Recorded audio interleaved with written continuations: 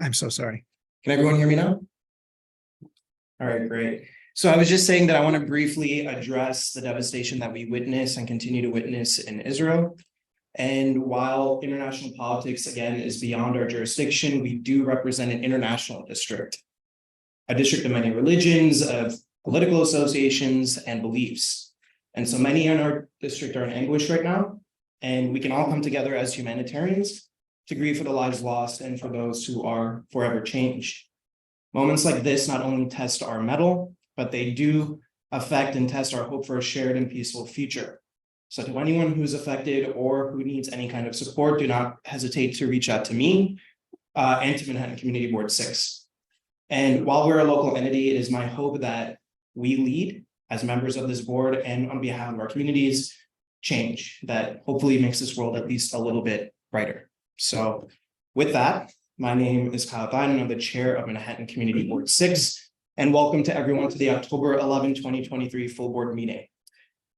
This meeting is called to order at 7:03 p.m. And tonight we are joined by Secretary Steve O, District Manager Jesus Perez, Assistant District Manager Brendan Berth, and Community Coordinator Brian Lafferty. As a reminder to everyone, New York State law now requires that all community board members who are not able to attend the meeting in person to have their cameras on and their first and last names displayed from the time the meeting is called to order until the time the meeting is adjourned. So last month, we received universal praise for a well-run debate, and that was because we all followed the rules. So let's do that again. So to conduct an efficient meeting, let's observe a few ground rules. First, no one may speak until granted the floor. Please first raise your hand, wait for me to recognize you, and then you can make your motion or comment. Board members, it is important that only one person at a time speak so that members of the public watching at home can understand what is being said by each board member. And please wait until you are in front of a mic to make your remarks. We've heard feedback from viewers at home and even in-person attendees that our meetings are hard to hear at times. Next, the chat function should not be used for CB6 business or questions about agenda topics. All such remarks should be made on the record by raising your hand through Zoom. The chat should only be used to alert us to any technical difficulties you're having or to state in writing information such as a link or an email address that was already stated aloud on the record during the meeting. And lastly, to the members of the public, if you wish to give remarks tonight during the public session and have not already registered by filling out a form, you can register to speak in the public session on Zoom by using the Q&A feature of Zoom and posting your name, affiliation, and the specific item you wish to speak about. If you're here in person and want to speak in the public session, please fill out our public speaker form, which is near the sign-ins for the CB6 newsletter up to my left. And this needs to be done by 7:15 p.m. The agenda for tonight's meeting was distributed ahead of time by the board office. It's posted online and appears on the screen before you. If there is no objection, we will adopt the agenda as stated. So board members, if you object to adopting the agenda, please raise your hand. Seeing no objections, the agenda for tonight's meeting is adopted. We'll now take attendance by roll call. We will now take attendance by roll call. Board members, you can unmute yourselves and answer present when your name is called. Majid Abdul Samad.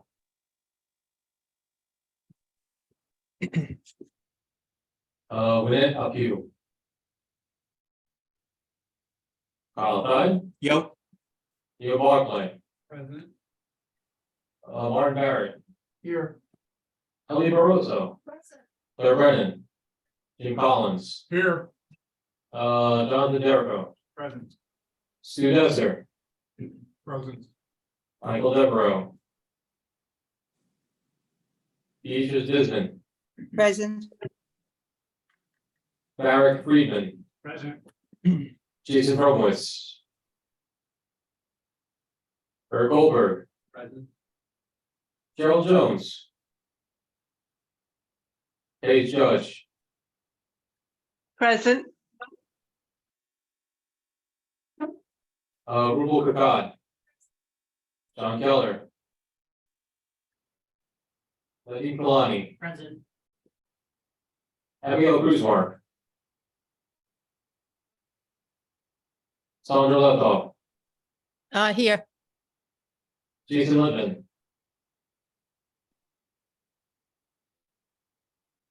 David Lowenstein. And Tom Mulner. Senator McKee. Richard Nitz. He's absent. Rajesh Nayar. Kevin O'Keefe. Present. Myself, present. Director Patel. Steve Perez. Present. Miriam Roof. Matt Roberts. Present. Roberto Ruiz Melendez. Here. Larry Shire. Present. Ann Seligman. Here. Sandra Sherrod. Here. Lydia Shrednick. Letty Simon.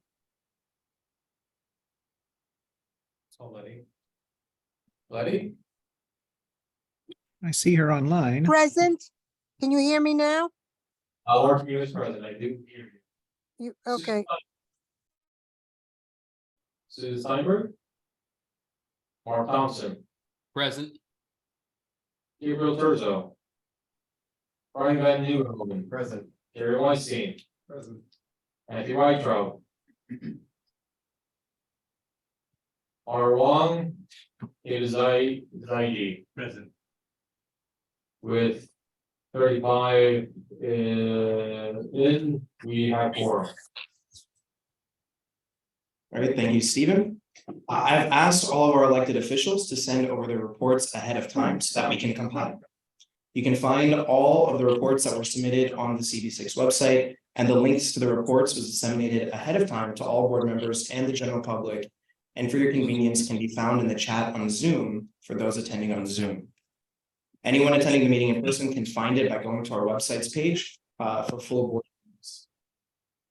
I will now call on each of the elected officials who have RSVP'd so that they can take questions from CB6 members and the public about their pre-submitted reports.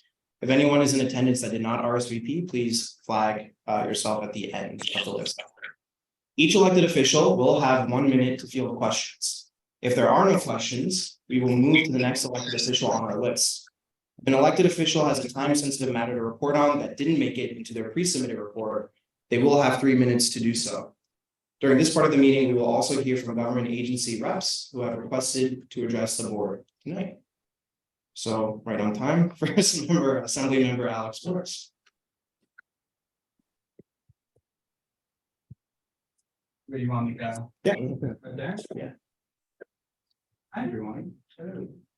I'm Assemblymember Alex Forrest from the 73rd District. It's great to be back here with all of you and being here in person. I want to make sure everyone has the details for our upcoming town hall. I want to talk about 3 things that we're working on.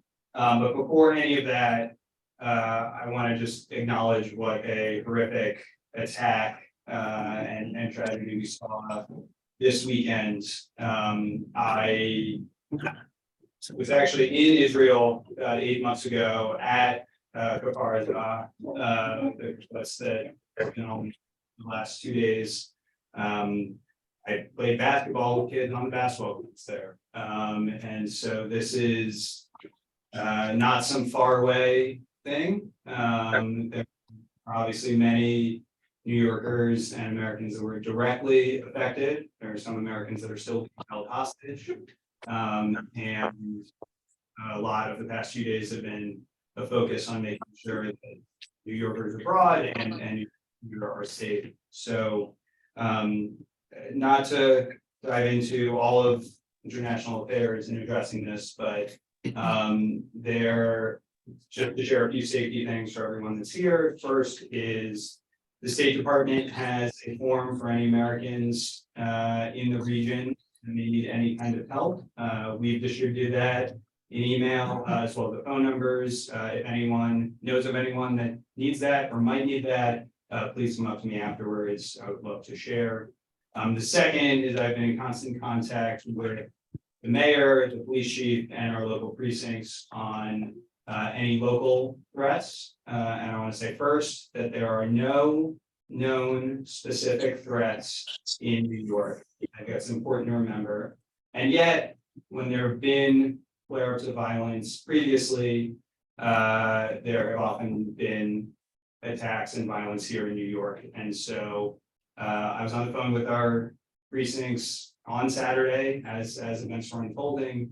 They have deployed additional offices to all houses of worship across denominations, as well as religious schools and other areas in the city. And even as we focus on making the facts on the ground safe, I realize that there is some just trauma that also needs to be expressed and dealt with. That no matter how much you change the facts on the ground, people aren't going to feel safe. And I've heard from many residents. I mean, seeing the worst violence against Jews since the Holocaust is not something you can move past quickly. So I encourage anyone who needs help to seek help. We will continue to report anything directly related to the 73rd here, and if anyone has any other thoughts or resources, happy to share. But I wanted to just start off with obviously those events that are top of mind. Moving to more quotidian matters and more directly local matters. There's three initiatives I want to make sure that we share. The first is allowing community boards to meet virtually. As great as it is to be here in person with all of you, I believe community boards should have the option of meeting virtually if they so choose. We've seen many community boards, especially in Manhattan, be able to expand their membership and expand their involvement by having that meetings occur fully virtually. This is a matter of state law. It was changed in 2022 as part of the budget negotiations and expires in July of 2024.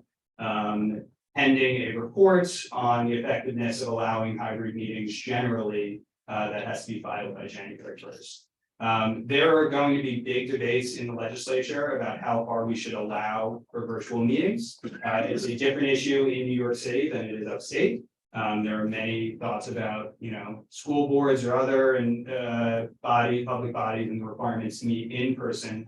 But all of your New York City reps, or most of your New York City reps, are very committed to ensuring at least community boards are protected.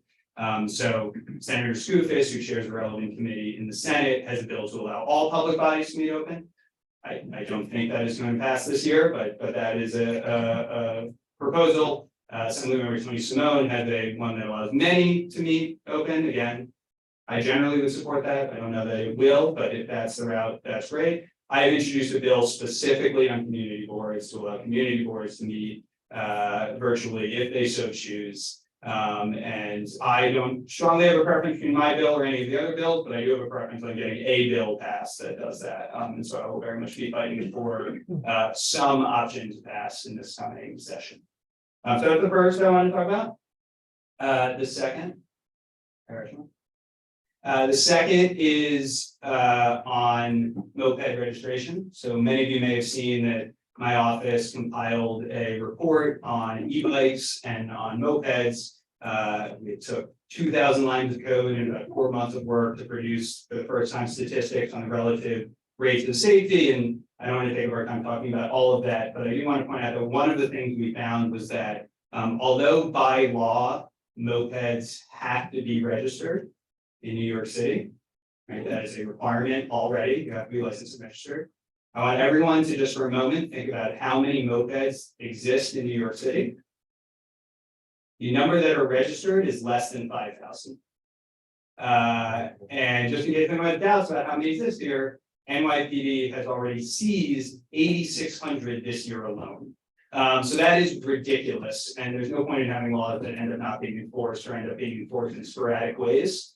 So I introduced a bill along with Senator Liz Kruger to require that moped be registered before you leave the store. So instead of you being able to go into a store, buy it, and then say, yeah, I'm going to register eventually, and we see they never get registered, they have to be registered right at the counter, the same way we currently treat ATVs, realizing that we don't sell ATVs in New York City, but it's state law, we sell them upstate, and we'll treat them the same way that they have to be registered right there. And then hopefully that means we have actually some accountability and actual license plates on the mopeds, as is already required by law, but just is not enforced. And the last bit I wanted to talk about was artificial intelligence generally. As you all know, I'm the first Democrat elected in New York at any level with a degree in computer science. There's a lot that we are going to be addressing when it comes to AI there's a hearing next week in Albany, and apologies, this is late breaking, we actually scheduled it yesterday on AI and the use and how it will affect the labor force. So I'll be up in Albany on Thursday, asking questions on that and moving that forward. I'm further discussing that in a panel in about a month on policies that are coming forward, and I've introduced a bill with Senator Kevin Parker to require that if you use AI to generate any campaign materials, whether that's a distorted image or a video or even text that you're turning out away, you have to disclose that. It's not banning it, it's not saying, but it has to say, hey, this was generated by artificial intelligence. And as we're already seeing presidential ads made this way, we're kind of behind the eight ball in getting that through. That's called the paid ads push that this session. I know there's limited time here, and I've already probably overstated my welcome. I apologize, but I have a town hall coming up on October 25th, where we'll be taking open questions. It'll be at the CUNY Graduate Center, 34th and 5th Avenue. Doors open at 5:30. Program will start promptly at 6. We will ask you to register ahead of time, just to limited seats. We're almost already at capacity. James has flyers and the QR code and all of that for people that need it. I would love to see all of you there, and you can submit questions there as well. So with that, thank you so much for having me. All right, thank you, Assembly Member. I see a couple of questions. We'll first go to Ann. I just wanted to push back a little bit on the bill about allowing, virtual meetings. In the last month, I've been to 2 in-person meetings, and I feel like they have been the most productive of the last, 3 years. And I really would hate to lose that. If there could be some, I kind of think what we have now is a little bit of a pain in the butt, and I know it's really hard for the staff to find locations, and that's a real challenge. And I respect that, but there is also there's value in this. Totally. Right? Like, I've had conversations with people that I don't share committees with, so I don't usually get to see them. And yeah, it's helpful. It builds knowledge. Totally. And history, and that's all the more important as we approach term limits for community board members. I totally agree on that.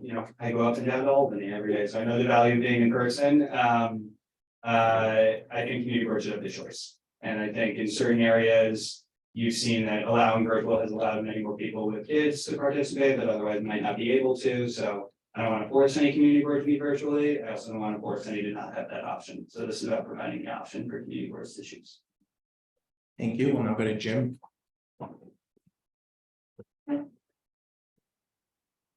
Hi, Assembly Member. You mentioned the mopeds and what have you. My biggest concern with these is you have a lot of these Grubhub and other delivery drivers who are independent contractors with respect to those companies. I think it would behoove the legislature if you were to make or to legislate something to make those employees or those independent contractors employees for purposes of tort when they run somebody over, so that Grubhub or whatever the other delivery companies are could also be sued for the damage they do. There was a woman killed the other day, a couple of weeks ago, down on Christie Street, not in our district, but it's a dangerous thing. And they might also legislate to ensure that these mopeds stay in traffic lanes and not in bike lanes. Probably won't surprise you know that is already going on. It's just never enforced. Yeah, no, I totally agree on that. And aligning the incentives in the right place is important. I'm a big labor guy. I generally think independent contractors often end up very abused. So it's a very interesting proposal. The apps, all the ones that operate in New York City already take out insurance policies that they were going to be responsible. That's different than them directly being responsible for tort, but I totally agree on that side. And I'll add that I'm actually very encouraged by New York City passing minimum wage for these workers, because often you have people who are going the wrong way or going across red lights or all these things because they're saying, I get paid per the delivery, and if I sit here, that's affecting my ability to do all of that. So I wish the apps would drop their lawsuits against it, but the judge has already ruled in favor of the city largely, and I am hopeful that that not just is a justice issue for the workers, but also improves safety because it takes away that incentive from red lights. I would rather wait a little bit longer for my deliveries and not have to look in 4 directions like across the street. And so I think that's a good trade-off to make. All right, one more question from, oh, could you state your name on the mic? Sure. Hi, I'm Diane. I'm just curious, is there a distinction in the law between e-bikes and mopeds? Because e-bikes are electric and they're still in the bike lane and they go just as fast as the moped. So I was just curious if the legislation makes that distinction and addresses both of them, because the e-bikes should really be treated a little more like the mopeds. Not only are e-bikes and mopeds distinct, but there's also 3 classes of each, which are also distinct. 1, 2, and 3 of e-bikes, 3 being the fastest, A, B, and C of mopeds, A being the fastest, just to be confusing to everyone. Yeah, no, there's pieces you have to do on both of these. I have separate bills in the report, and happy to distribute that actually after the full.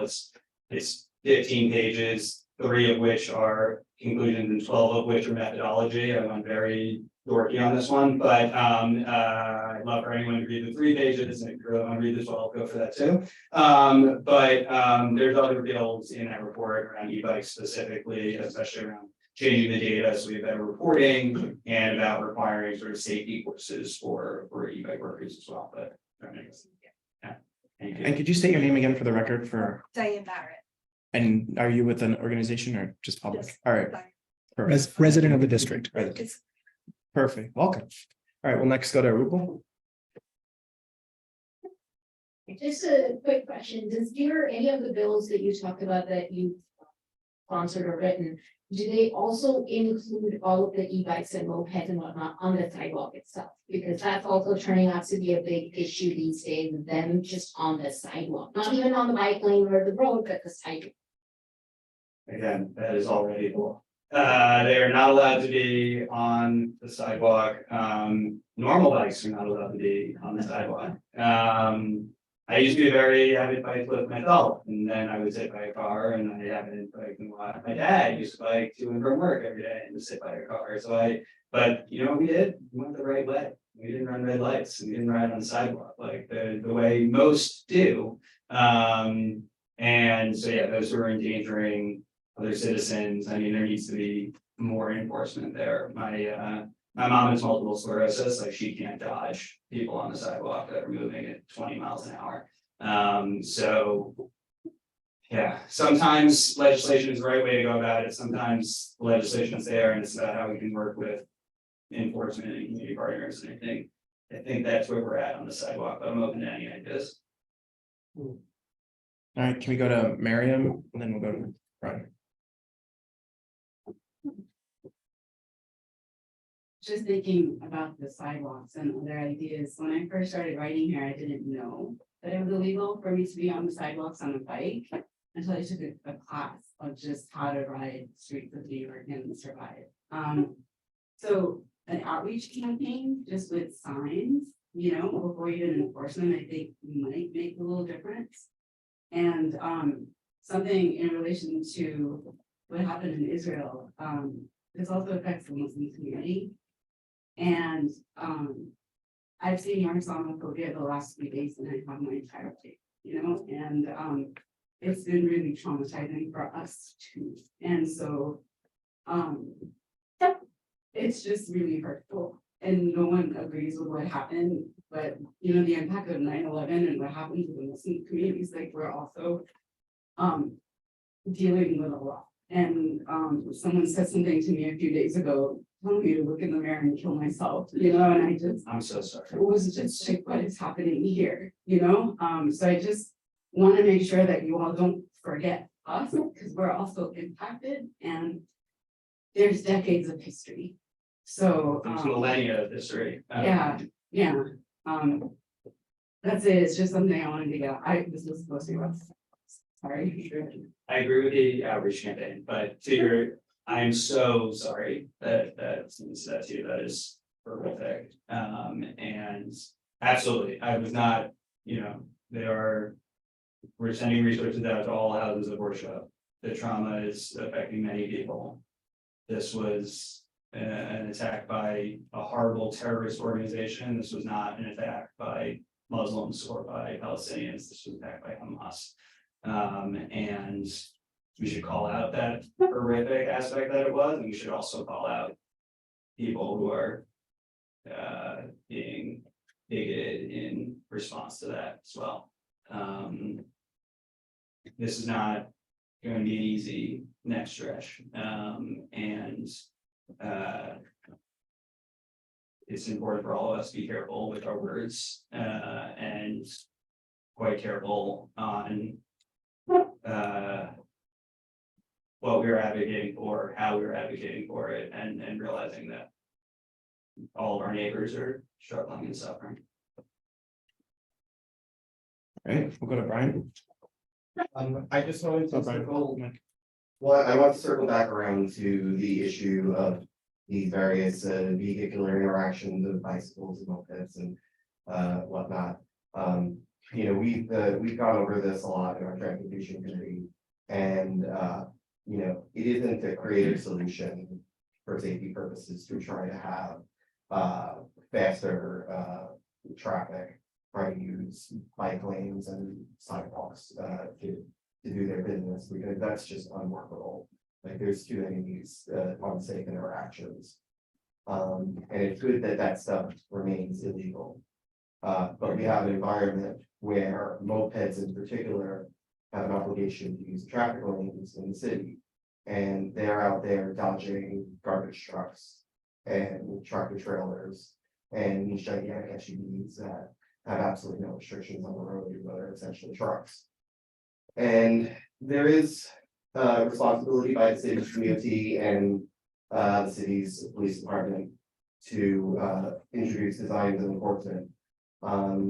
But we need some perhaps leadership from the upstate agencies to designate safe byways for this traffic, especially because the state has an interest in a lot of the highways around here and has a lot of control of right of way, and continues to invite a mass of cars into the city every single day, and no safe crossings over the East River, for example, for the mopeds, which is the reason why we're all on Queensboro Bridge byway. And cyclists are furious about that. But what we have now is unworkable, and we need leadership in that, and we may need some intent from the agencies, including the DND and legislature. If we can walk a little bit to try to create a safe environment for everybody. Totally. Happy to work with the state can. Largely, obviously, the city aspects, but you're right, in byways and places there. That I think the current situation is untenable for anyone, and redesigning the streets is one thing the report called out. The report also called out that obviously cars cause more injuries and death than any other mode of transportation, even on a per capita basis. But that doesn't even ignore everything else. All right, and then final question from Rob. Hey, everybody, first time here as a full board member, so I'm the very newest full board member. So Welcome. thank you. First of all, there's a horrible thing somebody said to you. I'm so sorry about that. I just wanted to say, I agree with a lot of your positions on the mopeds and whatnot, but 26 cyclists died this year. It's the most ever since Vision Zero. Over 200 cyclists died since Vision Zero. So I think we can't just look at the sticks, but we also have to look at carrots and improve, our antiquated infrastructure. And hope we would also look at that. This is the problem of trying to compress a 15-page report in 2,000 lines of code into a 1-minute thing. We call out redesign the streets. As I said, I used to be an avid bicyclist. I was my dad. Absolutely, there needs to be more safety there. You see the ghost bicycles all painted white all over the city.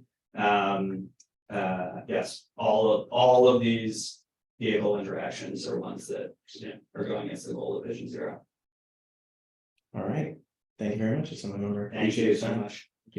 And let me just say, I referenced the AI panel earlier that I'm doing in a month. That's with Senator Gonzalez, who's really been a real spearhead of what we're doing with AI in our committee in the Senate. So we're lucky to have her as a representative too. Thank you. We'll now move on to Councilmember Powers. Thank you. Hi, everyone. Nice to see you. I'm doing this remote. Sorry, I can't be there in person, but had a little bit of a time crunch tonight. But I'm actually, my time is ticking. Kyle's got me on the clock over here. All right, so I'll be quick. Number one is we passed a great bill in the city council 2 weeks ago that I wanted to report on. We have been working for a very long time on a bill that we call the Zero Emissions Vehicle Bill, ZEV for NYC Act, which will drive down New York City's carbon footprint over the next 15 years. What we are doing is requiring the city to convert its vehicle fleet to zero emission vehicles, something that they had been talking about and doing. We're going to accelerate the timeline. We are going to also require that there are some protections for the workers who repair those vehicles in the city, who were in fear of losing their jobs or not knowing what their future looked like. We are going to become the largest and probably first municipality in the country to require the conversion of our fleet to zero emission vehicles, which is a huge step when we talk about clean air and greener future. They make up about 20%, 28% of our overall greenhouse gas emissions. And we have about 30,000 vehicles in New York City's own possession here as municipally owned vehicles, which is obviously the largest municipal fleet in the country. So we are creating new timelines for this. At the end of 15 years, we're going to have the entire fleet be removed as the carbon emitting gas guzzlers that we know today. But starting in 2025, very soon, we are only going to purchase zero emission vehicles for our light duty and medium duty vehicles, which are most of the vehicles we're talking about. And then in the next couple of years after that, move on to the heavy duty vehicles and create a path to requiring that any vehicle that we purchase or own will be zero emissions. It's a huge step forward. We worked on a very long time to get to this point, and we had some great partners in the Sierra Club and other groups and our Central Labor Council that really helped us put together a great bill. And I'm excited that the mayor is going to sign that into law very soon, I think next week. So we're working on that. We also introduced and passed a bill which are to deal with e-bike batteries, which have been causing large fires, including a building in Community Board 6 last year, just about almost a year ago, where a building apartment caught on fire in the East 50s, and the FDNY had to do a very, very heroic rescue. Our program, we did it earlier this year, we did a law that would require that any battery or bike being sold has to be UL certified, has to be up to a safe standard. My bill is going to require that we have a trade-in program for those batteries, for instance, that are not up to code, so people can get them in real time off the streets and trade them in for a much safer device, which will help bring down the fires in real time as we transition up the old batteries. And we are going to do a bill signing and announcement with the mayor on that very, very soon. Had a lot of support in the council for that, and I think it's going to be one of the most meaningful measures we have to make sure that the dangerous batteries get off the streets and we replace them with much safer batteries as we talk about the other safety aspect people have been talking about, which is about fires and the sort of fire safety issue of this. We have a number of other things. I'm going to be respectful of my time, but we have a number of other hearings coming up. We just did a bunch of bills I did with the borough president on indoor air quality. We're doing a package of bills on noise and noise pollution and making it easier to report noise. We hear a lot of complaints about 311 not working and the mechanism for understanding what happens to noise complaints happen. We deal with helicopters, construction, noise traffic. We're putting in traffic. We're talking about noise traffic cameras so that we can go after the noisiest vehicles in the city as well. So doing a package around that, and then also scaffolding, which is an issue I've been working on with the borough president. Lastly, I just want to announce we are supposed to do a bike helmet giveaway this weekend. We may have to change it because of the weather forecast for the weekend ahead, but we will share details with everyone as we get to the weekend. But if it is on, it will be on Sunday, and we will be, I believe, in Playground 9 in Stuyvesant Town doing that where we normally are at 10 a.m. So if you would like a new bike helmet for you or a loved one, please come by and we will give one away. If not, we're going to probably move to November. We'll have a new date and new destination for that. All right, thank you very much, council member. Are there any questions for Councilmember Powers? We'll go to Gabe. Thank you. Very quickly, is there any push to reevaluate the size of the municipal fleet? And was that what reducing the size of it?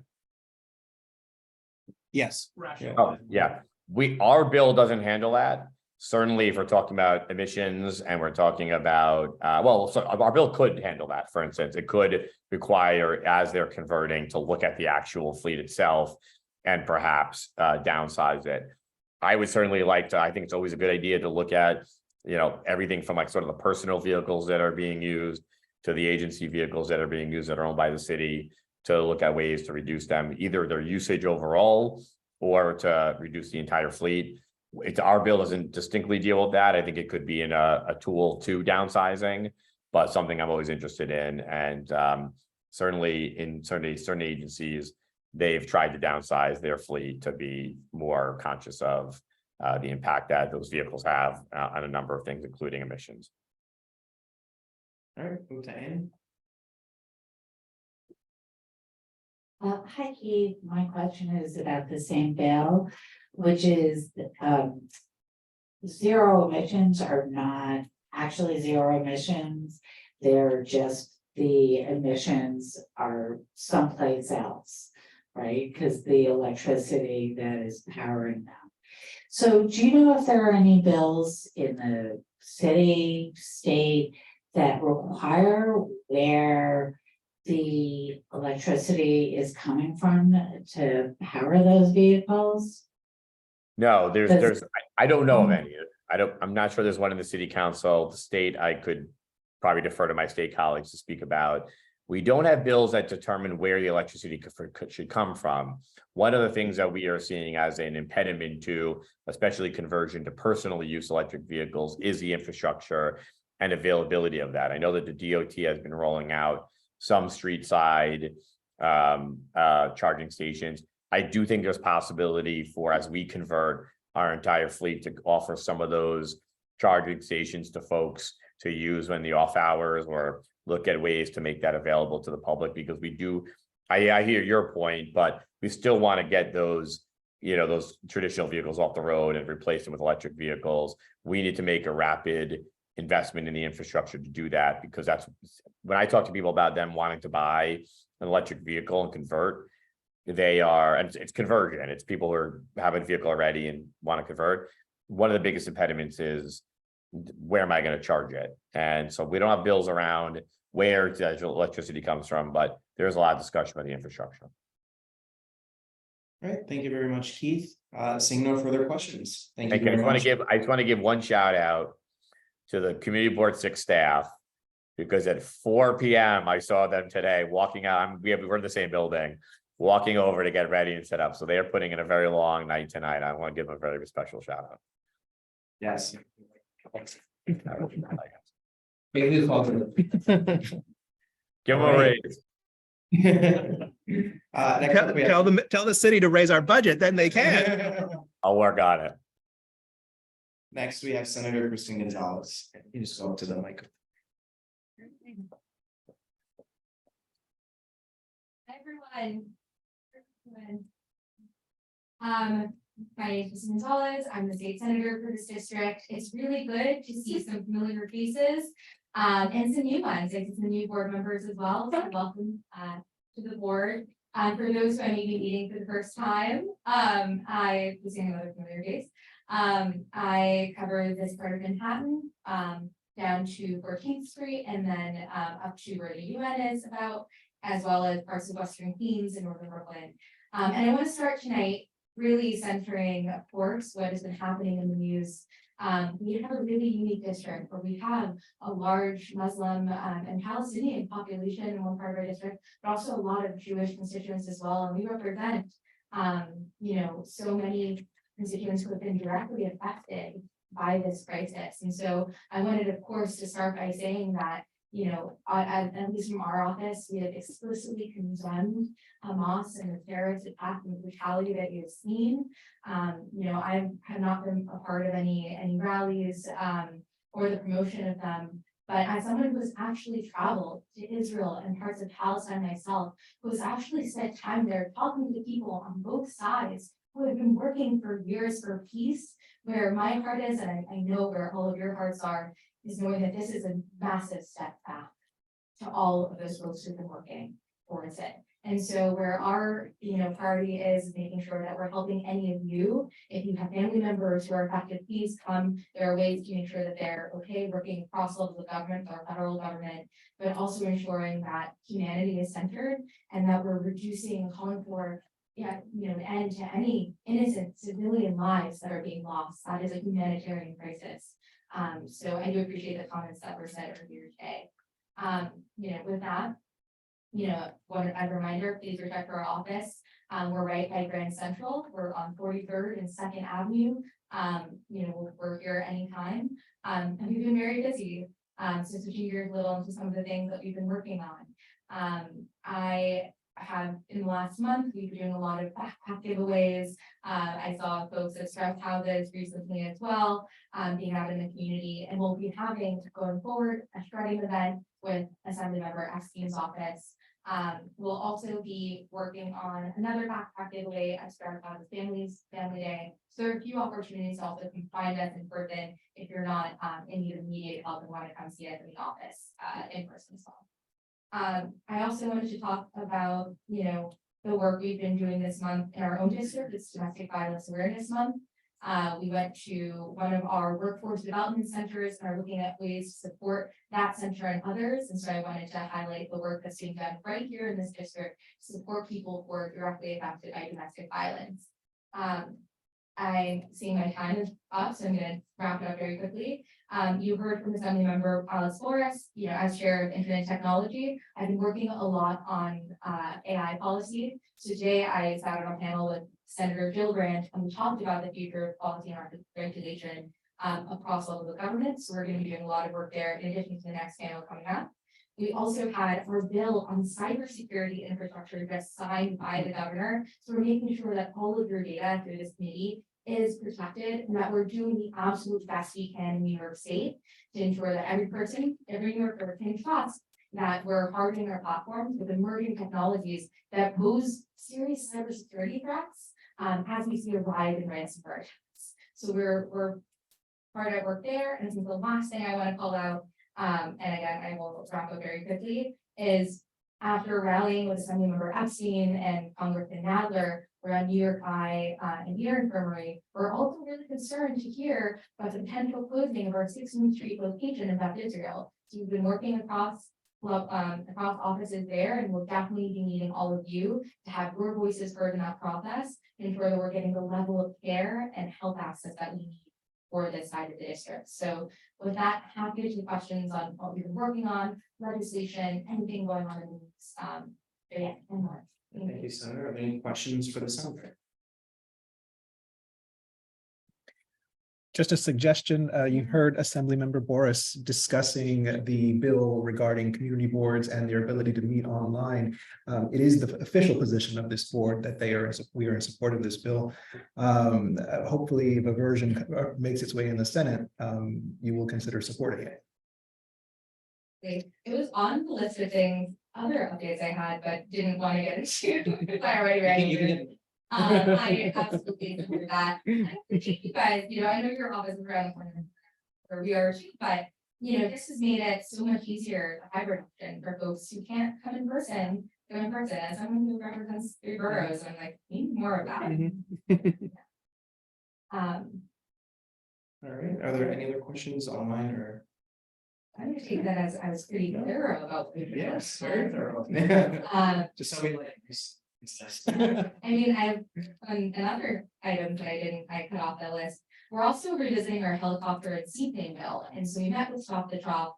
We were able to pass that. I carried that bill in the Senate to increase taxes on helicopter and seaplane rides. We want to make sure that we're disincentivizing that because you're all dealing with no solutions. So in the next session, we're also gearing up for some legislative advice, including that, some of the other ones I mentioned, so please, reach out to our office if that's of particular interest to you.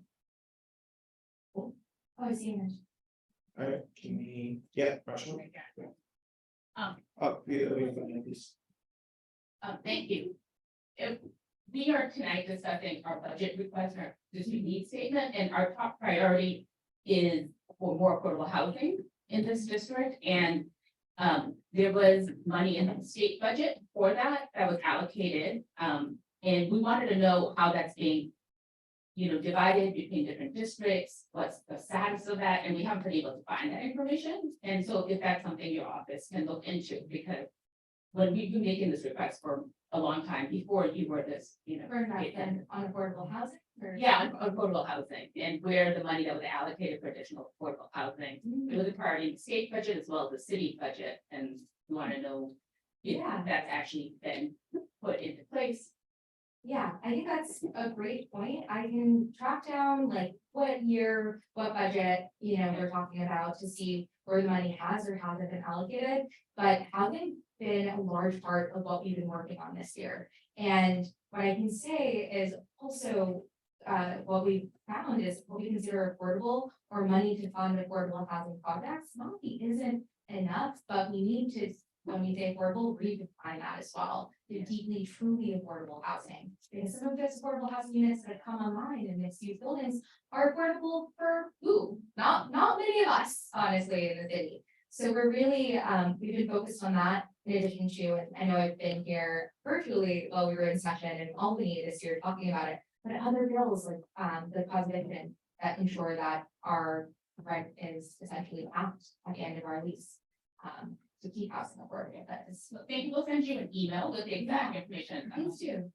Thank you so much. All right, with that, thank you very much. Oh, we got one more, Jerry. As the bill report, that would actually show the discrepancy, the delta between what in areas, capita income is in say Harlem, what the affordable new housing is, because I think that would be legitimate data. With back the case of rolling back creating. Yeah, there have been studies that show that. And do show the wide discrepancies. I think part of the challenge is, and part of this is federal legislation as well. And I was actually talking to one of our overlapping Congress members, Dave Lockett, about this recently about redefining AMI. But also part of the challenge, of course, is, some of the data from the census. Right. We also don't get everyone reported, and sometimes it's higher than what is the reality for a lot of working New Yorkers in this part of Manhattan, but other parts as well. So we're definitely struggling with what we consider in that today. All right, and with that, thank you very much, Senator. Thank you. All right, we'll go to Senator Liz Kruger. Hi, Senator. Hi, good evening, everyone. I also am here by Zoom.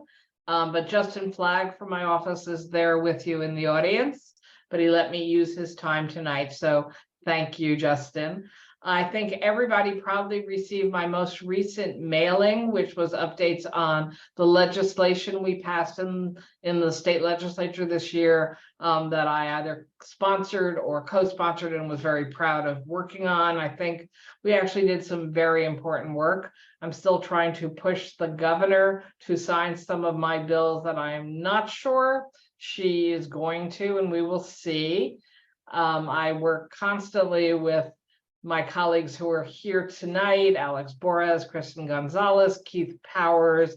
I think I saw Harvey Epstein, at least his picture up. I don't know if Harvey's there by Zoom or not. I think we have a tremendous team overlapping this district. And of course, do not mean to be leaving out our brand new Congressman Jerry Nadler for Community Board 6, although I've had a piece of Jerry for 21 years now in the Senate. So his incredible talents and skills are not new to me over here. Without wanting to repeat much of what was already said, in the newsletter, we highlight that I'm having a town hall at Carnegie Hall on Halloween evening.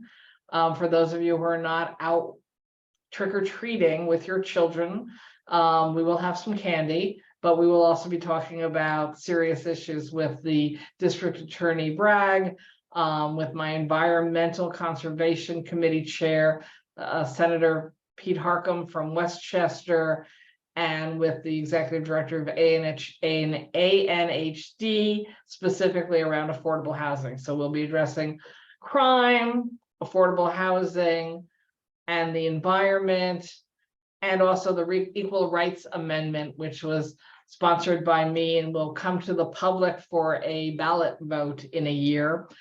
So a not necessarily fun-filled, but a topical evening together. So just sign up with my office if you haven't signed up and you want to come. We will try to be, I think, showing it to people afterwards as well if you can't come on Halloween night. We have a bunch of other events also coming up, mostly on Zoom. I'm trying to think, we've covered bikes and mopeds issues already tonight very well. We've covered, there was a great question about affordable housing a minute ago. You know, most of our programs, by the way, aren't distributed by district, although you can get some of that data. But there are many different programs, and so the funding is targeted to specific programs, and then it's a question of whether people are eligible. I think one interesting thing the governor has proposed that I support is she basically put, oh, I have to shut up, but she put the 650 million for affordable housing in a pot and said, prove to me you're going to actually build affordable housing to try to get any of this. So she's going to prioritize the communities, both particularly outside New York City, that don't ever want to touch affordable housing. And I think that's actually a very interesting proposal. And I've also, of course, been working on dealing with the enormous community panic in response to the Hamas terrorist attack on the Gaza and the impact it is having on so many New Yorkers. I'll shut up because I went over time. Thank you so much. Senator, are there any questions for Senator Krueger? All right, seeing none, thank you so much, Senator. Appreciate it. Well, thank you for your work. All right, we'll next move on to Assemblymember Epstein. Yeah, Liz, I'm right here, so it's good seeing you back to back. So I'm sorry that I couldn't be there in person either. I'm just running around a bit today, so I apologize for not being in person. But Joanna's put my newsletter in. We're doing a couple of events coming up. If people want to join Senator Gonzalez and I on our shredding event, we're doing that on the 22nd. We're also doing events in the district. We're having with Harvey. We have a e-waste event on November 5th. If people are able to attend and have e-waste they want to properly dispose of. We're doing, obviously between the New York Eye and Ear and the closing of Mount Sinai Bethesda potential campus, it's really have a really negative impact on our community. And as the senator mentioned, we had a rally and we're going to keep fighting to keep our healthcare in our community. 20 hospitals have been closed in the last 25 years in New York City. This is really a disservice, especially to lower income folks who use Mount Sinai Beth Israel. Half the people who go there are Medicaid recipients. With the potential closing of that facility, it'll just really, really traumatizing for a lot of people who live there. And obviously the issues of the terrorist attack in Israel are first and foremost on people's minds, and the people who are being held at hostage and the loss of civilian death, both on the on the Israeli and the Palestinian side, is just horrific. It's hard to figure out a path forward, but it's our responsibility as a progressive government to really help find a path forward that works for people both in Palestine and Israel, and figuring out that two-state solution. I don't think that this is going to be resolved anytime soon, but it is our obligation or requirement to try to get a path, because ongoing warfare and the loss of civilian life is just atrocious, and something that can't just continue, and we all need to act. I'm happy to take questions, Kyle, but I know you've had a lot of questions and a lot elected, so. Appreciate it. Are there any questions for Assemblymember Epstein? All right, seeing none, thank you very much. We'll now move on to Braca from the Borough President's Office.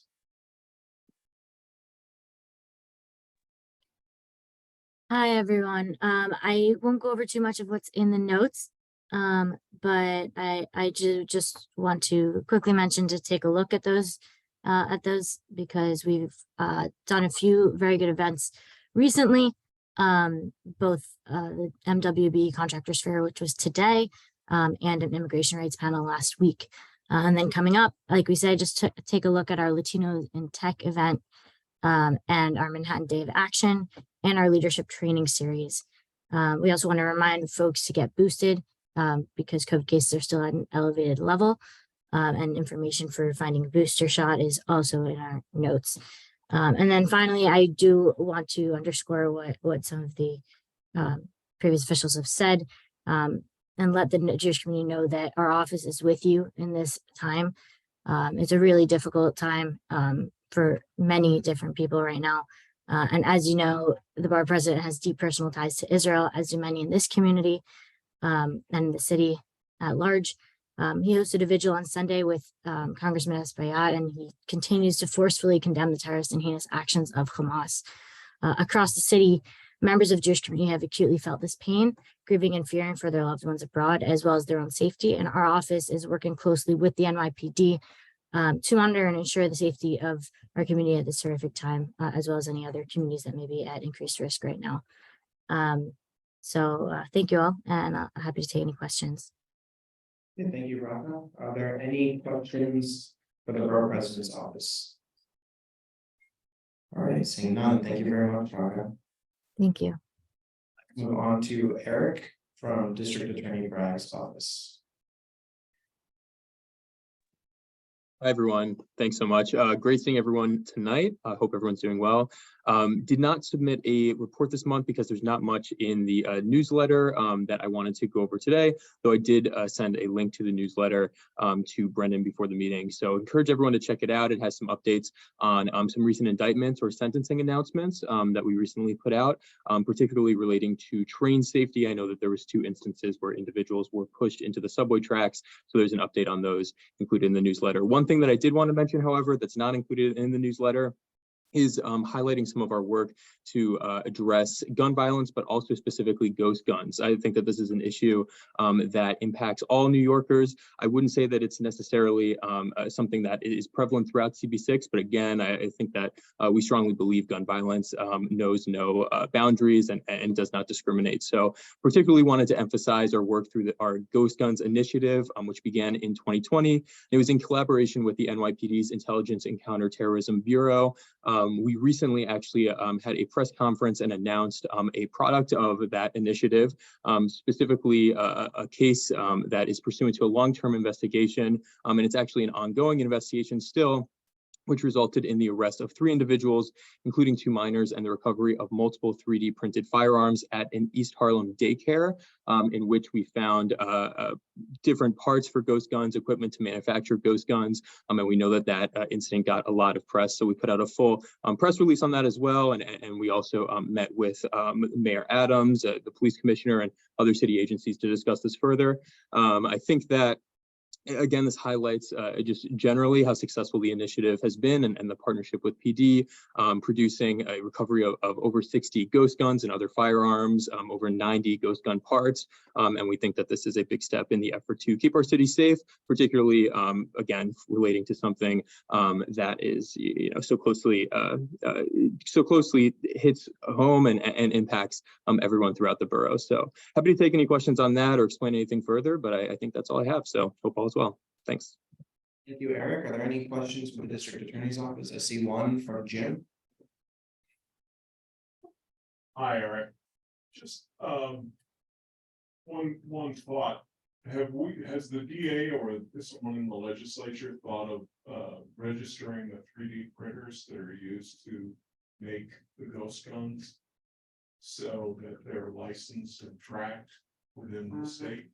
I mean, ultimately, you're going to get guns from out of state, but those that are produced in state could be monitored.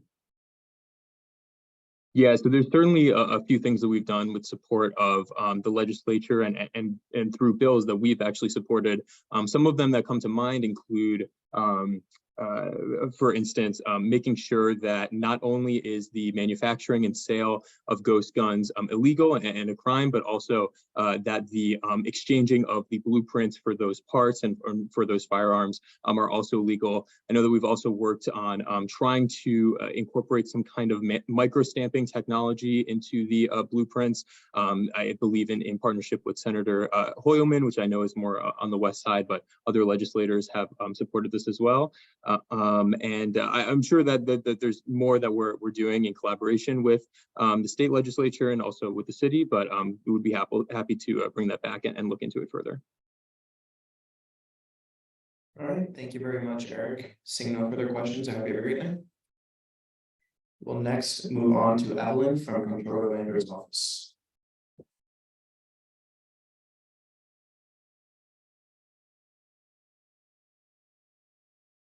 Evelyn.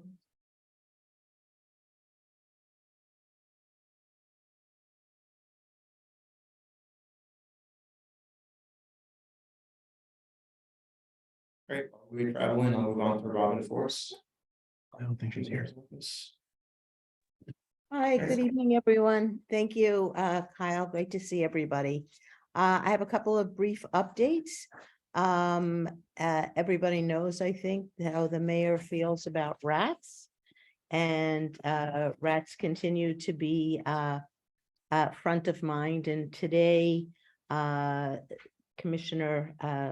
Sanitation Commissioner and the mayor announced a new initiative that will basically unveil that there will basically be a requirement that buildings that have 9 or fewer residential units will be required to use covered cans. This is going to take effect in the fall. There will be information available where buildings can buy the containers at a reduced rate, not from the city, but through a third-party vendor. And hopefully that will help further address the large problem that we have.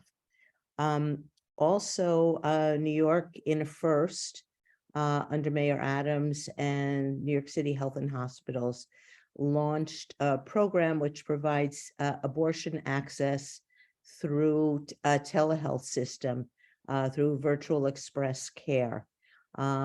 This allows people who might be in need of services to speak with the healthcare professional by video or by phone for assessment and counseling, and if appropriate, prescriptions for the appropriate medication will be provided.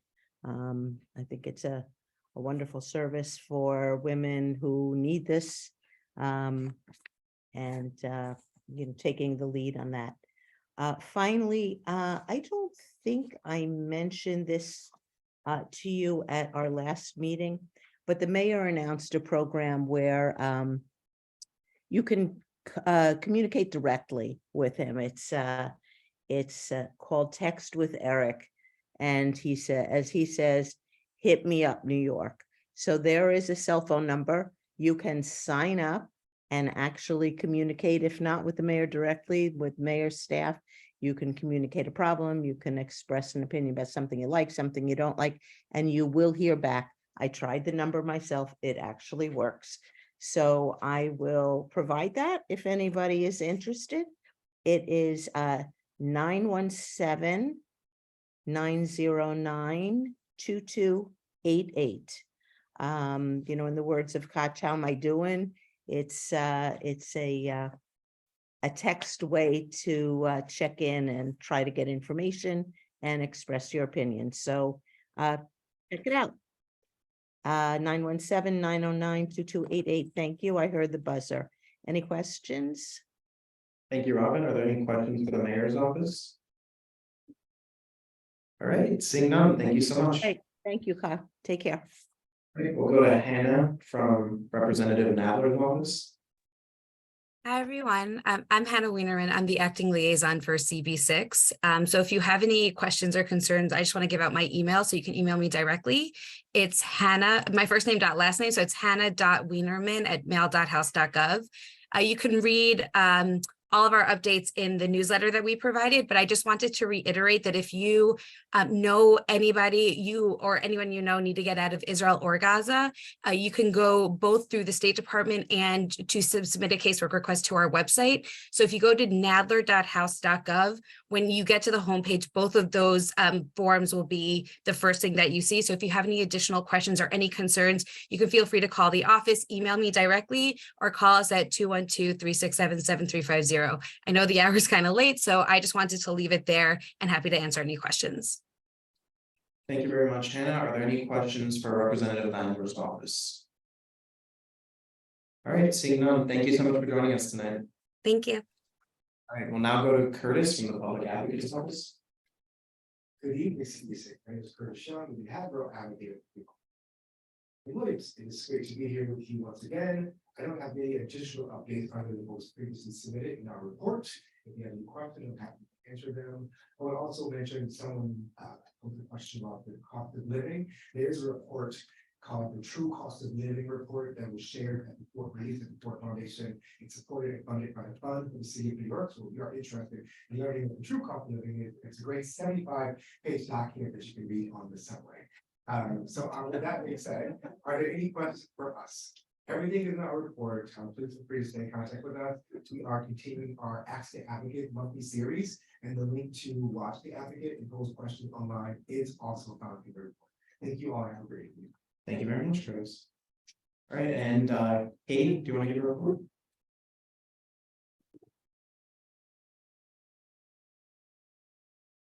Hi, everyone. Thanks for having me. I'm Katie from Health Member Carlina Rivera's office. I have reports for anyone in person who didn't get them, talk about some really fun legislation, and then some serious legislation. And one thing I do want to let everybody know about is we're going to be in Stuyvesant Square Park, informing pet owners of how to keep their pet poop out of the wastewater. It's a big pollutant, it's a big problem, and if you stop by early enough, you can grab a food or water bowl for your furry friends. We'll be there. Glad you said water bowl. Yeah. October 26th, from 5 to 6. All right, are there any questions for Councilmember Rivera's office? Kevin? I'll make sure I get one of those. Bring it over. Anybody else? All right. All right. We've now moved on to the public session. Does anyone sign up to speak in the public session? Yeah. Yes, they have. Our first registered speaker is Sharon Pope Marshall. Sharon, are you here?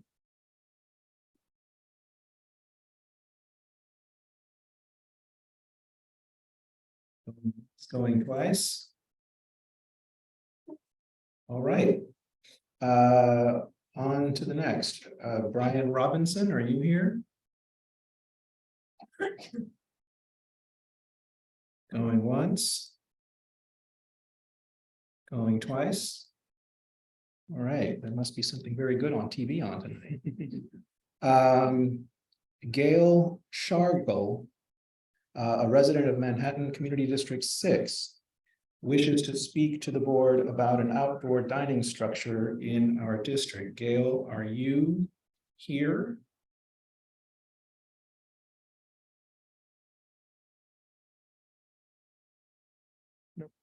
All right, we are over 3. That concludes our speakers list. Thank you. All right, thank you to all our speakers tonight. The minutes from the September 13th full board meeting were distributed to board members ahead of time by the board office. If there is no objection, we adopt the minutes as drafted. So board members, if you object to adopting the minutes, please raise your hand. All right, objection noted. Go ahead. I just want to bring this back up again at last month's meeting. I objected to the minutes, and after the meeting, we confirmed that there was a misrepresentation in the minutes. And I believe they were edited and revised. I'm hoping they'll be sent back out. And I'm curious where they'll be posted. And then also in this month's minutes, there's again a reference to that incorrect information. And there's no information stating that the minutes were corrected. So to be very specific, the minutes had an error in them last month. And I hope that in this month's minutes, they will note that those were corrected. Which chairs are you talking about? So where it says, basically, and issued a warning of disciplinary action due to repeated violations of the quorum. As we went through, that was not the facts and that did not happen. And you proposed editing them due to that misrepresentation. So I'm curious if those minutes were redistributed. And also in this month's minutes, it references that again. And as I understand it, for any edits, a motion has to be made to make edits to the minutes. Well, I think you wrote to me that you were recommending changes to the June 14th, 2023 meeting minutes because you recognized that there was an error in the minutes. Yes, I did recognize there was error in the minutes, but someone, as I understand, has to make a motion to make these changes. It just seems like there's not an interest as the secretary to push that forward. Do you want to make a motion? If there's an error in the minutes that you produced and shared with the board? Can I make a motion? As a secretary, I don't know if I can make them. Point of order. Yes, go ahead. Given that the minutes have not yet been accepted, is my understanding, there is no need. Given that the minutes have not yet been accepted, there's no need at this point for a motion. They can merely just be corrected if the secretary agrees with the correction. There's no need for. Yes, so procedurally, you didn't make a motion last month. So the objection was noted. Steve has indicated what that objection was about in this month's minutes. And he has offered to edit it. No, we're moving on. So if there are any objections to this month's minutes, please raise your hand. Okay. Are there objections to this month's minutes? I don't exactly know what's going on here, but it seems like there's a problem. So just to quickly recap, Eric made this motion last month, or he actually didn't make a motion last month, he brought this up last month. Did not make a motion, so nothing was edited. He spoke with Steve at length about this by email, and Steve has agreed to edit those. It's a small edit, he's made those edits. They're available on the board website as needed. We're talking about this month's or September's full board minutes, so if there are any objections to September's full board minutes, please raise your hand. So the last month's edits, the last month's minutes are going to be changed. They have been edited, correct? I know where the errors were, I'll email with you where the errors were. There was no disciplinary actions on Eric Goldberg. There was disciplinary actions on board member Ann Seligman. And I noted those on the timestamp response to both you and board member Sandy McKee, who asked about in behalf of Ann. Those changes can be put in. I mentioned that or email with the board office, but I don't know if they actually got into the copy of October's full board minutes. Sorry, September. Okay. So seeing no objections, the minutes from the September 13th full board meeting are adopted. They will soon be available on the CB6 website. So moving on to the chair's report. So first of all, I want to thank the Waterside Tenants Association again, and in particular Janet Handel, who is the president, for hosting us again. We cannot be here without their help. And with that, I want to thank the CB6 staff again for their wonderful work in putting this meeting together. Again, I just want to mention the passing of our board member Lou Sapersky. We will miss his trademark yo response to roll call, as well as his persistence and New York City gruff, as I mentioned before, which both welcomed and antagonized those in power. He was first appointed to CB6 in 1971 for those who are new to the board, and served for more than 50 years until 2023. During his tenure on the board, Lou served as the board chair from 1992 to 1994.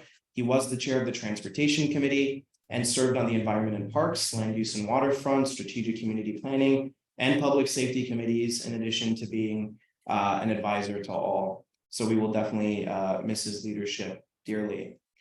His wife, Leda, recently confirmed with me that if anyone would like to reach out with condolences or fond memories or to connect in any other way, to reach out to myself, and I'll provide you with her email.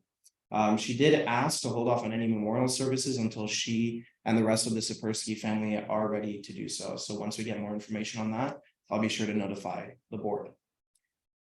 Next up, I need to remind everyone to please submit your RSVPs for full board meetings and for committee meetings.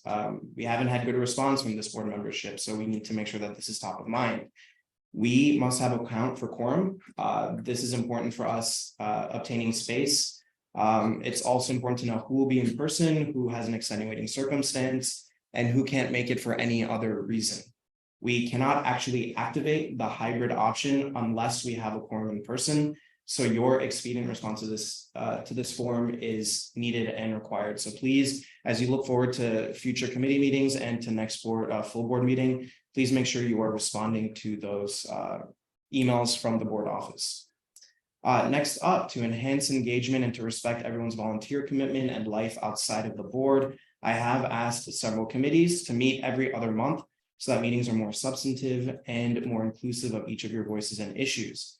The committees that are affected by this change will be notified by their chairs. So please use this extra time that you have to share your ideas for agendas, for committee focus, and for substantive resolutions and projects. And then last but not least, I want to thank our FDR Reimagined Task Force, which is comprised of Brian Van Nieuwenhoven, Gabe Turzo, Claire Brennan, and Maura Wong, and Majed Abdul Samad for their continued efforts on this project. Our task force recently participated in a design sprint hosted by our design firm WXY, which called together many of our city's leading transportation academics, leaders, and thinkers to think outside the box and to reimagine our infrastructure to better serve our communities. I think this is an excellent example of how our community board serves as a think tank for the district and how we are an incubator for innovation. When this was first discussed, many thought that it was an unrealistic endeavor to take on, but we are making strides. And actually the borough president, if anyone didn't see, recently publicly expressed his desire to reimagine the FDR. So we are thankful for his support. So thanks again to the task force. And we're excited to actually share these outcomes in a future meeting. So be on the lookout for that as well. And with that, I'll conclude my report. And now District Manager's report. Thank you. In the interest of time, I'll waive my report, but one thing to specify about the RSVP form. Yes, I echo Kyle, please submit it. For those who may want to make use of the disability exemption, you must fill that form out. Do not email us or call us about that. We need to have a record of it. So you must fill that form out and indicate that yourself. Thank you. All right, thank you. Our board treasurer, B. Disman, will give a report. B, go ahead. Thanks, Carl. Well, I think as everyone knows, we're really at the beginning of the fiscal year. So I do want to talk about the OMB report as of October 3rd as to the expenditures that were encumbered or obligated. As you would imagine, personal services had one of the highest ones. We've encumbered or obligated $58,010.15. Remaining in the budget in personal services is $194,582.85. For other than personal services, we have not really spent a lot of money. We've spent or encumbered and obligated $728.71. We have remaining there $148,826.25. This includes our street fair money. Every time I talk about other than personal services, it includes our street fair money. And then for rent, we did encumber the whole year, $174,241. It can only be used for rent, so there's zero left in the rent budget. Thank you, Carl, and I don't know if anyone has any questions. All right, thank you very much, B. We've now arrived at our committee report and resolutions. A reminder to everyone that the same rules that we stated at the beginning of the meeting still apply. And members of the public, please know that during this session of the meeting, we only recognize questions from members of the board. The CB6 staff emailed the digital ballot to all members, so please take some time now to open that up in your email and open up the ballot. Please select your name from the drop-down list and select your vote on each resolution as it is presented. Do not hit submit until later in the meeting after the final resolution has been presented. Do not hit submit until later in the meeting after the final resolution has been presented, and please submit after you've indicated all your votes on your ballot. You will not be able to submit the ballot unless you vote on every resolution.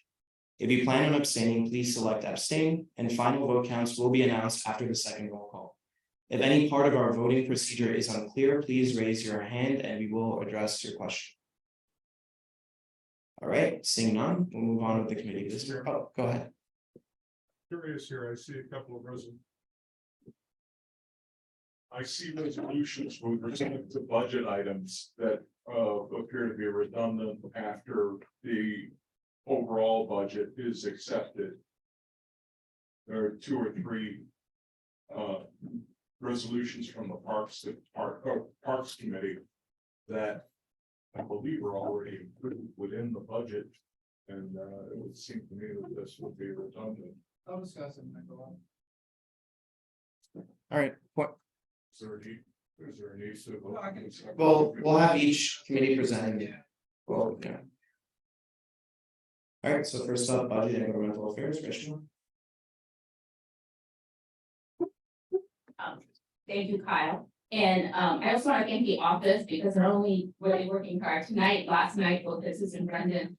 We had a very long budget committee meeting to go over our district needs statement and the budget request.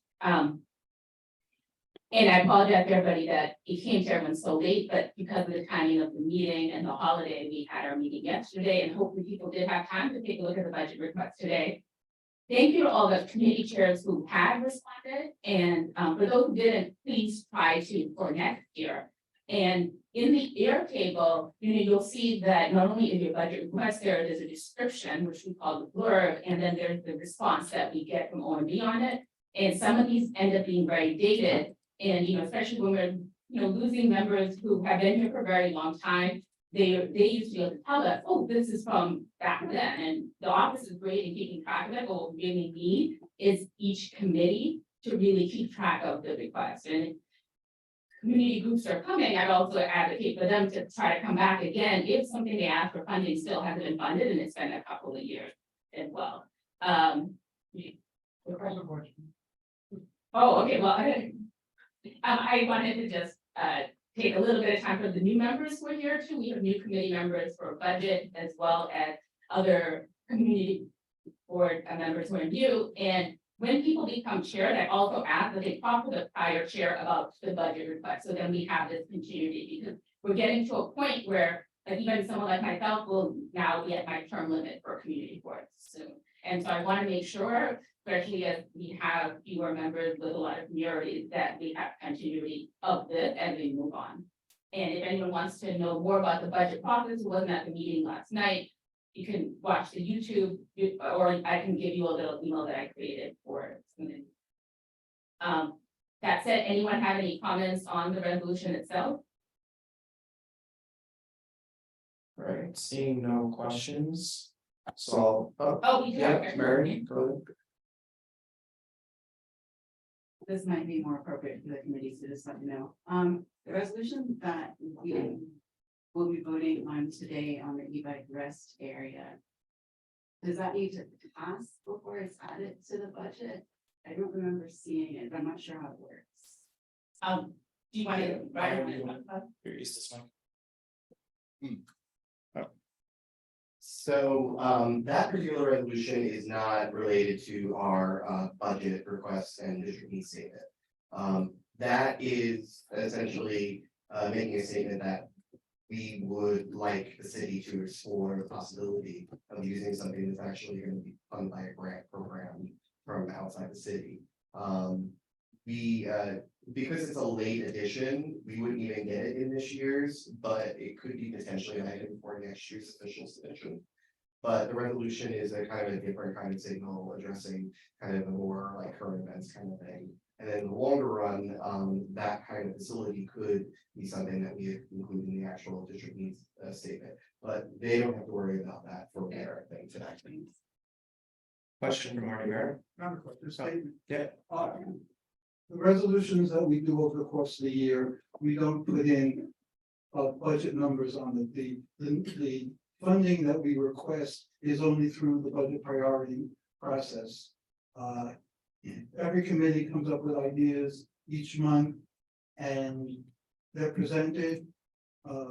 If funding is required, that funding then is part of the budget priorities, not part of the resolution. Resolutions that come up speak to the need of the specific issue and gives an idea of what could resolve the issue. That's the resolve of the resolutions.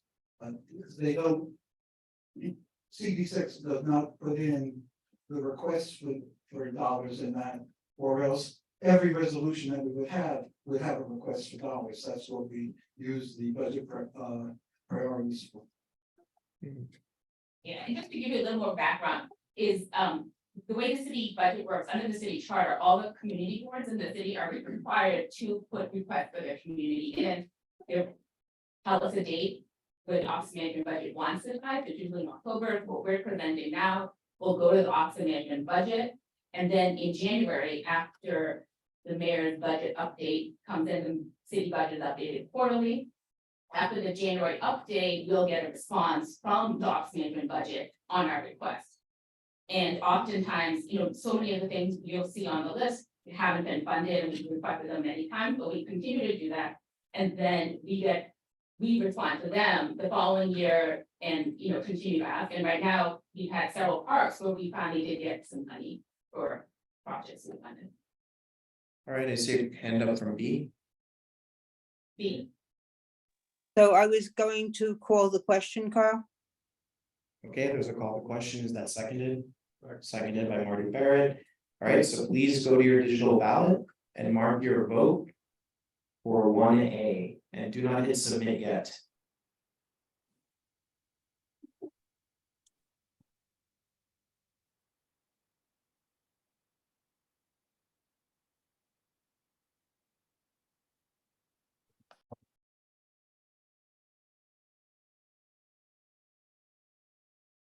Everyone. Let's talk about this resolution for requesting the creation of publicly funded rest and charging stations for delivery workers in Manhattan Community District 6. The resolves on this resolution do tell a pretty good story on their own, that after some discussion in the media about this kind of concept, we have some specific asks in case the city is considering our district for this kind of thing, especially because we have so many deliveries here. That we definitely want a agency to administer such a program, which was something that was missing from a lot of the announcements. I think at this point, they haven't named any particular oversight agency for this, and that this was just something where the mayor and Senator Schumer had proposed to use some money from the federal government for it. We set some, this resolution set some parameters for the program, and also kind of adds in the wish list thing that that they consider using a vacant retail storefront for it, because that could potentially improve the commercial corridor by having such use for it. This resolution passed unanimously at committee. Jim, you have a question? Yeah, this is for the use of delivery drivers by Uber or Uber Eats or whatever the others, several are. Correct. There is already a retail area for them located on the Bowery that is paid for by a company. I would think that this is basically us, are asking the taxpayers to subsidize multi-million-dollar delivery companies. I don't see any purpose for it, other than, I don't know. Well, Understand. there's a couple of backstory elements to this. One is that the mayor proposed establishing relief within the city already, and they were searching for sites for it. So we're kind of waving our hand up in the air and going, hey, we could use a site over here. And part of the reason why we're doing that is that the other part of this backstory was that Community Board 7 had a proposed site at 72nd and Broadway, where there was a defunct newsstand, which I know is a favorite topic of this meeting. And they kept the resolution shooting it down. They said they don't want it, and they came up with a lot of reasons for why it absolutely could not be at that location. Essentially, saying that it's a high pedestrian area and that batteries can't explode there. And like this sort of kind of goes around the point that if you have a battery charging station, it is trivial to construct it in a way that it is fireproof, especially for these batteries so that they don't catch on one another. You can just build a simple metal cabinet and alleviate virtually all that risk. And so, looking at what their response was motivating us to consider how we might actually have something in our district, how we might be proactive in saying that we welcome it, but we want to make sure that our concerns are met. So we did try to put together something like that. We believe that they're looking and that the money is there. So we weren't. Who's money? We don't know. The mayor and Senator Schumer apparently have, have some money falling out of the sky to spend on this kind of thing. It's not Uber's money, it's not, Jim, please wait for the mic. it's not Uber's money, it's not, whoever the deliverista companies are. It's probably our money, and we're basically subsidizing a corporation. Well, to do what they should. Listen, before we move on, I don't want to go tit for tat on this. The point is made. The resolution is for publicly funded. Jim has stated his position on it. So let's move to Mike. Trying to make it easy for you, Brendan. Thank you. In the board, I did agree with Jim's point that I think it's kind of tough to have taxpayers' money paying for this, but these delivery people need something like this, and the companies aren't paying for it, which is sad. It's ridiculous, and somehow the city of New York should try to get them to pay for it. But you hear stories, especially like in Side Town, of these delivery workers using stairwells or other places to go to the restroom because they don't have a place to go to the restroom. And I think that at least my position on the board was, no one's doing it, and it's a shame that we have to do it, but I think somebody has to. We're the only ones that could be willing to. Why not? And we did discuss about putting it in an area that wasn't like a residential area, maybe a commercial street that wasn't around, a lot of residences just to keep off. Because sometimes it gets a little loud when they congregate. But I think I do agree with the point, but it does have to be done, and I hope we can pass it. And I just want to note that we did have a committee discussion on this. This wasn't something that passed in like 5 seconds. And the whole time that we discussed it, nobody turned around and said, oh gosh, how expensive would this be? It is a rather modestly spec'd out. Literally a couple of plugs at a restaurant in our vision list. And they are currently looking at public spaces for this. So that would also save the cost on a lease. We have asked for the city to come visit us with suggestions. If we were to visit this, should they actually have a proposal? All right, next up, we have Anton. Is it my understanding that there is a law that restaurants must make their restrooms available to the public? This includes deliveristas. Yes, so there is a law that we actually had a resolution that we supported it when it was in the intro. And I believe it applies to directly employed employees of the restaurants, which includes directly employed contract workers. However, the status of these workers, that they work for an app and that they're only showing up to pick up the order and leave, that they have no other business on the premises, seems to be a way that they have skirted around this law. And I believe that that should be addressed legislatively, because that was not our intention when we passed our initial resolution, although I am speaking for myself on that one. But this starts to get through complicated state and federal laws that are outside of, that are a little bit broader than our jurisdiction. And I think that this is a good short-term solution for something that they've already suggested that they want to do. Also, I know there are a number of disused public restrooms on walks around the city. I remember growing up, there used to be many, many more. But there are disused restrooms that are not being taken care of by the city, not being funded or whatever. I think this all should be taken into account. Absolutely, thank you. Let's go to Jason and then we'll go to Marty, and then B, I see one. Thank you. So I just want to quickly address that it's greater of a need than just restrooms. Then restrooms are an important part of this. But if you look at the conditions that the delivery workers are subject to throughout the winter, in the rain and the snow, they're just out exposed to the elements. And I believe it was Pete that's been in the committee meeting said that's a human rights issue, which I completely agree with. And that we shouldn't wait. While I agree that the private corporations that are benefiting from these workers should be funding this, I don't think, given the conditions that they're subject to and my agreement that it is a human rights issue, we should wait for those corporations to do the right thing. And we should provide for the needs of these members for our community. Thank you, Jason. And now Marty. Several years ago, this committee voted for having the new public restroom put in.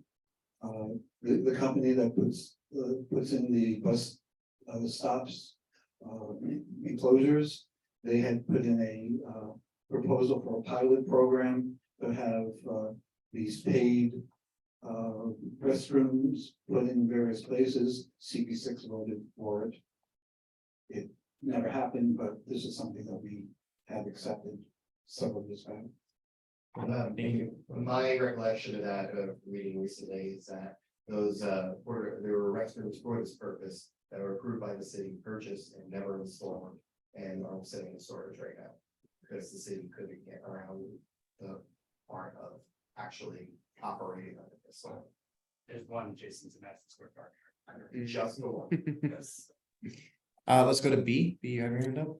So thank you, Carl. And I think my point was already articulated. As I said, the committee meeting, I view this as a human rights issue. The whole issue of them being independent contractors by these large companies is a real issue. That's something for the federal government and the state to deal with.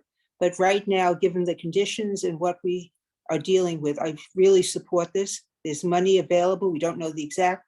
And tax dollars pay for a lot of things that corporations should pay. I think this is an attempt to try to do something, and we're not talking about a major number of them. We really would like to start this and see it in our district. All right, thank you very much, B. I see a couple more hands. Let's please be concise. We do have a lot more on the agenda. Let's go to what do I see here? Reshma? I just wanted to say that in our budget request, year after year, we've always had more public restrooms on there. And that's something that people have asked for in the community. And to the point that the city purchased them and then didn't install a lot of these restrooms. And it costs about $2 million is what we were told. Thank you. Then let's go to Barack and others. Hey, I just wanted to bring up a point that there was a Streets blog article that Murray Hill by far had the greatest number of deliveries of any neighborhood in the entire city. And these people don't live in this district, they live in Queens or far out Brooklyn, they really need a place to go, so, support it. Thank you. Andy, did you have your hand up? I was just gonna call to question. Oh, I just see one more hand. Sorry, we don't take questions from the public, but Gabe, did you have your hand up? Okay, so there's a call to question. Is that seconded by anyone? Seconded by Mr. Schwab. So please let's go back to our digital ballot and mark Your vote for 2A. And please do not hit submit yet. And do you have any report? Really quick, thing, that we, handled our last meeting, will be handling at our next meeting. Is that we, did get some headway on parking around the 13th precinct. And, some of the situations with vehicles around there, and it turns out that the 13th precinct, as we think about it, is not just the 13th precinct, it is a complex of different law enforcement agencies, which many of them we have not been talking to. We had positive contact with commanding officer at 13, and we're going to try to schedule a walkthrough to identify some of the issues around specifically around the precinct, and discussing the potential of a resolution to expand police designated parking in that area to deal with some of the spillover from the other equipment that's being used by the other agencies in the complex, as well as issues that are probably related to those other agencies bringing their own personal cars into the area. But we want to make a positive impact with what we do, and we did keep in mind that we need to preserve some Wall Street parking for certain uses, including doctors around and so at 18th second. Jim? Jim might. Third Avenue has been torn up now, I would guess, an estimated 3 weeks or so.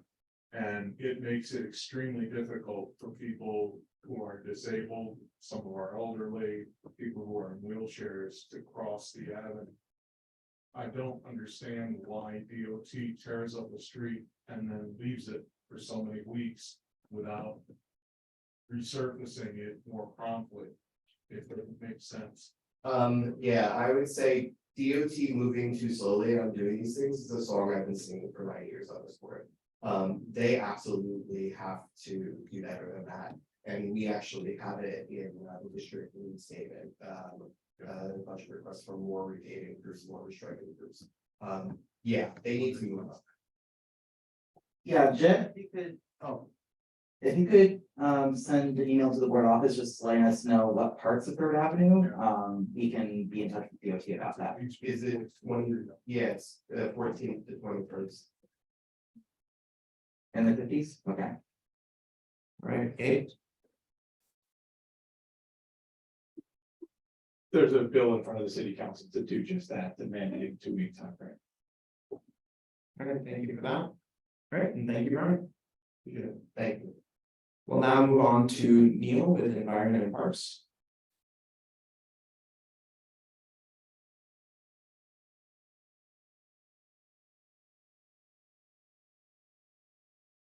How's everyone?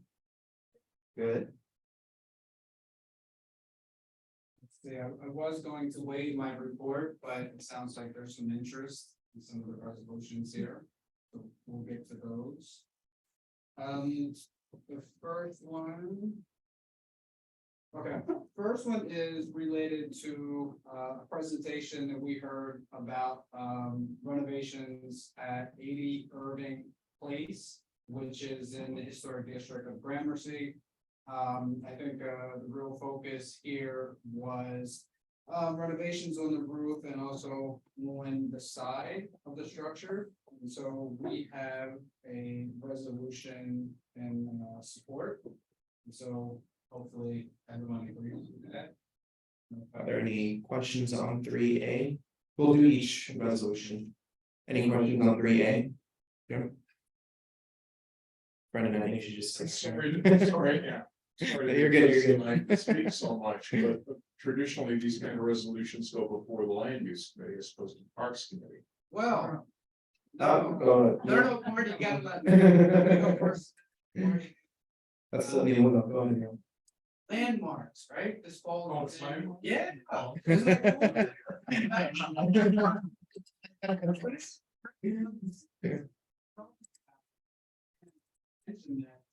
Landmarks falls within the park, so that's actually something we're going to look more into, landmarks in our district, and you're welcome to join and opine and point out anything you see in the district. And funny thing is, a lot of people think that things are landmarked that are not actually landmarked.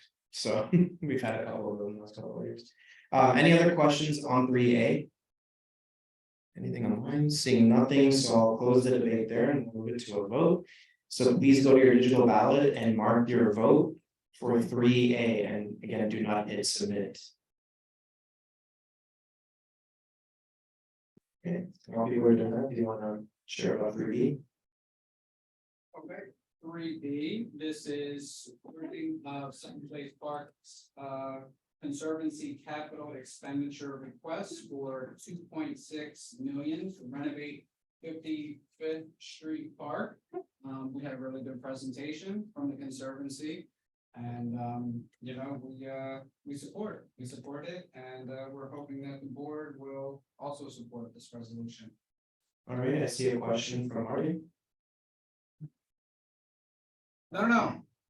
First, Marty, no, I have to say, I'm unable to attend the meeting, but I set the baseline, and everyone on the committee knows this. I said, I spoke to Marty, and he told me with budget request, as the former committee chair, as the chair of the board, I leave the request on here, because we never know what happens in years prior. So with that being said, you can't oppose this. I would like 3B and 3C to go back to committee. Because the way the idea of the resolutions are fine, but the resolutions from parks historically would indicate what the problems are within the specific park, and then what our resolve is that we want to have done. And as Jim had said in the beginning of the meeting, that the budget priorities already indicates the dollar amounts. So that is not really germane to what we want. We want the parks done. Well, but the language here, it says a need a significant repair modernization from the vandalism. So we're giving reasons why. And in addition, what this does, we know we already have budget requests and that's in there, but what this does, this also helps us to establish policy that this is something we recognize. This is the request for the capital expenditure. The board sees this, committee saw this, and that's why I want to support. So it's more of a policy piece. Well, let's go to Ann first and.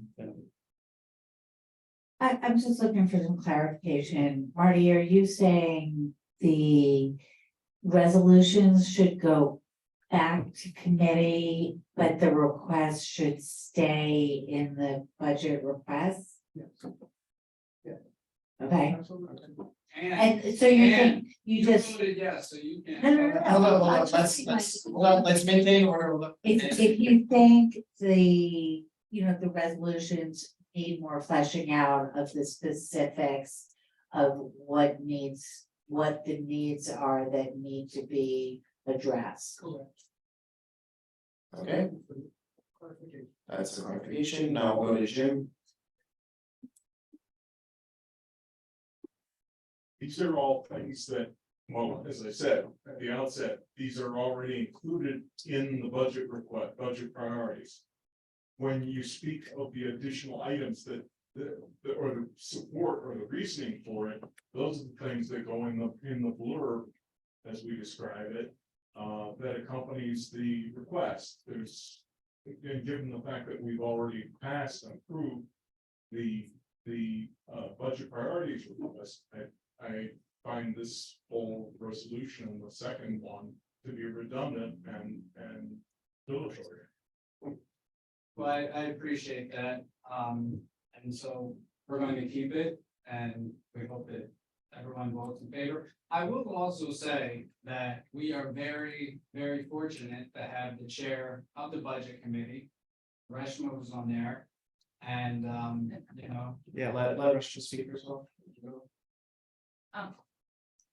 Yes, I am on the committee, and I'd just like to say that I actually, and Jim was asking me why I'm not speaking, because I actually, in email, I have told you, I wrote these two resolutions, my resolves were different, but I was voted down on that. I made it as we're in support of these renovations, Not that we're in support of asking for money from the budget, because that's gonna be in the resolution that I presented tonight. Okay, I see a hand from Larry Shire.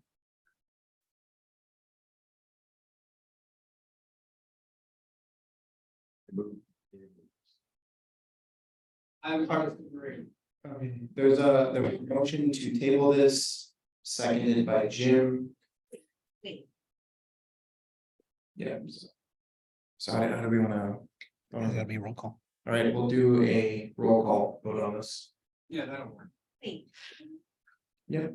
Can you just explain, especially as others have noted, we have new members, tabling is different than sending it back to committee. Yes. Yes, so the difference between tabling and sending back to committee is that tabling just kind of exists in the ether. It has not been sent back to discussion, it hasn't been sent back to the committee for discussion. It's just, yeah, just Jim, can you? Yeah. Tabling requires 2/3 vote to remove it from the table. And basically, it just sets aside the resolution. It's not a debatable resolution, is my recollection. So we can do the roll call? Yeah. All right, so we're roll call voting on tabling this item. Okay, this is the vote for tabling resolutions 3B and 3C. Going down the roll call, please answer in favor or opposed.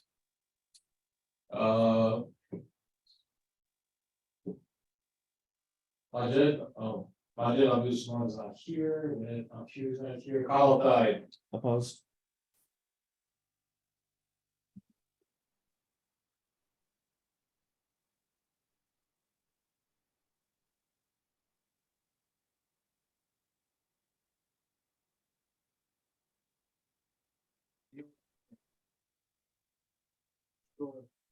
Not tabling, so what I say, opposed? Yes. Following Kyle. Hold on, let me just clarify. Yeah.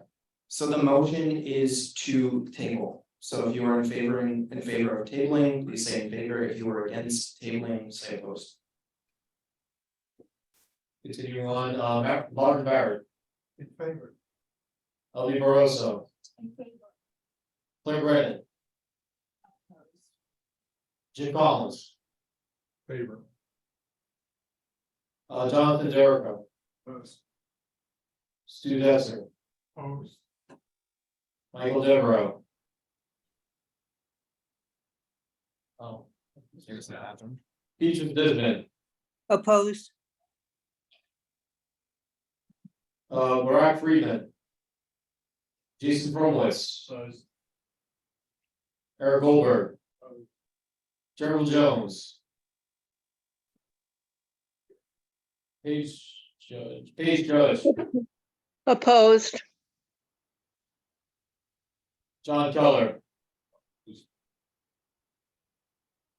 Rupal Kakad, Adi Kalani, Abigail Kuzmar, and I hear Sandra Lepko. opposed, Sorry, Abigail Kuzmar. Sandra Lepko, opposed, Jason Linden. He's not here. David Lowenstein, not here. Anton Mullner, Opposed. Sandra McKee.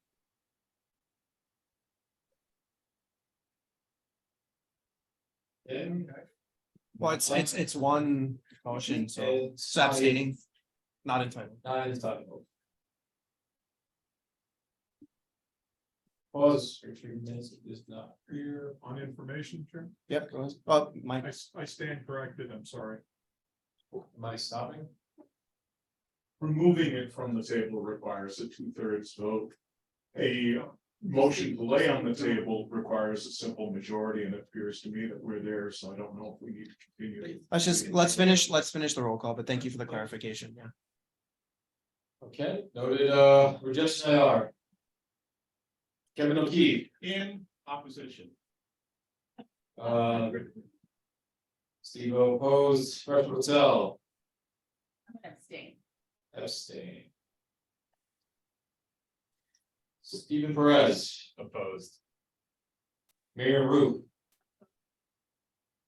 Matt Roberts. Opposed. Roberto Perez Melendez. Opposed. Larry Shire. In favor. In favor. Ann Seligman. Opposed. Opposed. Sanders Harrod. Abstain. Abstain. Livia Stregnick. Betty Simon. Is here. Sorry, I didn't catch that. Letty? Betty Simon, favor or opposed? Opposed. Can you hear me? Opposed. All right, recording opposed. December. Here, Mark Thompson. Opposed. I do need to go to some. Okay. Letty, you actually have to go as non-entitled for this, because it's 3B and 3C. All right, but I'll take that up with you another time, but that's fine. Sorry, not entitled for ladies' center. Gabriel Turzo. Opposed, Ryan Van Nieuwenhoven. Opposed. Opposed, Jerry Weinstein. Opposed. Opposed, Matthew Weintraub. Not here. Not here. Hader Zayed. Opposed. Opposed. I don't want to count, but it's unanimously opposed. Yeah, but the motion to table has failed. So we're still discussing 3B and just. I think we're just voting on the ballot. So I need. a Motion, yep, Jason. Call the question, this is on just 3B. 3B and C. Oh, we have it, we have to, okay. Yes. So yes, so there's a motion from N to bundle 3B and 3C. Seconded by Raj, okay, I'll just, does anyone object to that? Okay. Jason? All right, call the question on voting on 3B and 3C. Seeing no further debate or questions, we'll now move it to a vote. So please go to your digital ballot and mark your vote for 3B and 3C. And while they do that, do you have a report? Yeah, we'll get to the fun stuff. So fantastic meeting. We had 18 people from the public attend. We discussed budget items and some other things that we discussed. We had a report from parks. Just talked about different parks up and down the district, needs, issues, pickleball, handball. And let's see. And then as always, as I always tell everyone, we do have some events that are coming up. The 21st at Sutton Square, the West Park, from 10 to 12, it's my park day. And then also at Glick Park from 9 to 12, same day. So you want to start north and then head south, that's what I'm going to try to do. But it would be really nice if people can come out, we can hang out, talk with each other, engage with the community. I think that would be the park crawl. fun. Yeah. Park crawl, free Dunkin' Donut coffee. Yeah, but everyone will get an email from me actually about stuff, so we'll get that tomorrow. Right, and I wanted to thank Ann for taking notes, which she's the best note taker. It's just trying to figure out how to have her take notes every. And Brian, I have to thank Brian. I mean, just fantastic. I'm sorry to take too much time here, but we did have someone from the public who was unable to register for Zoom. And then we put that person in as a panelist, and I emailed him a lot, and I think he did a really good job. And that's it. Sorry if I took too much time. No, great, Neil, thank you so much. Appreciate it. We'll now move on to business affairs and license.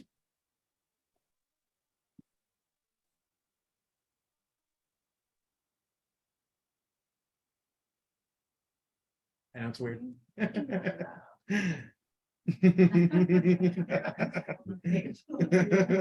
Sorry. As you can see. Um. And if anyone has any questions about either of those, take them now, excuse me, but I appreciate obviously Kyle's help on the first one and me for bringing it up in the first place. It's the bill on first work. No, I was just gonna, when you're done, I'll run both for A and B. Is there a motion before then to do something with them together? No, you can't. Yeah, they're two separate, but so just, all right. Any questions on 4A? Called the question. Is that seconded by anyone?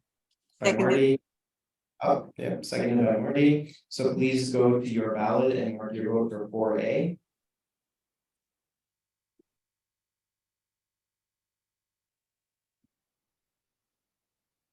All right, any questions about 4B? All right, seeing no questions, we'll end debate there and move it to a vote. So please also mark your vote for 4B. While we're doing that, a report. Yeah, I just want to say that we did hear from two legal cannabis applicants at our last meeting, and I want to appreciate for thank everyone for showing up, who could be there, and people who needed to be there online. But I just want to kind of reiterate what has been said earlier. You know, this hybrid option might make it challenging for us to get quorum, but I would encourage everyone to show up to your committee meetings and full board, obviously, because although we heard from them and we asked questions and they seemed like they would be really good neighbors, we weren't able to pass a resolution to have them here and have all of you vote on them tonight, sadly. So that kind of goes as, you know, comment. And I personally fear what that means for the neighborhood in terms of all these illegal operations and places just popping up who have not gone through the proper channels. So that is what I'm going to report on today. I hope to see you all next month. And yeah, that's it. All right, thank you very much, Claire. Brennan? Just a quick note, now that we've gone through all the resolutions, I will be carrying this QR code with the digital ballot link. So if any of you need it, just. Yeah, exactly what I was gonna say. So please submit your ballots now if you are done. If anyone has any tech issues, please flag down Brendan for any reason. We'll make sure we address that. And while that's going on, we'll get Matt up for public safety. All right, quick public safety report. So we will have a committee meeting next week, the first time since the spring. We will hear from the police precincts on crime and a chance to talk about the issue. Bicycle enforcement issue is a hot button one, so we can get some thoughts and all this direction there from a public safety angle. Just want to touch on the protests that are occurring as a result of the activity in the Middle East. So started last weekend. Protests have been varying in size, but largely peaceful and orderly. There were a few arrests made on Sunday, but those people were charged with disorderly conduct and released. Otherwise, everything's been pretty good. So we do expect those to continue for the next for the foreseeable future on a pop-up basis. So just be advised, just trying to get around the hot spots for protest activity generally. From back Hammerfell Plaza down to the Israeli consulate on Second Avenue.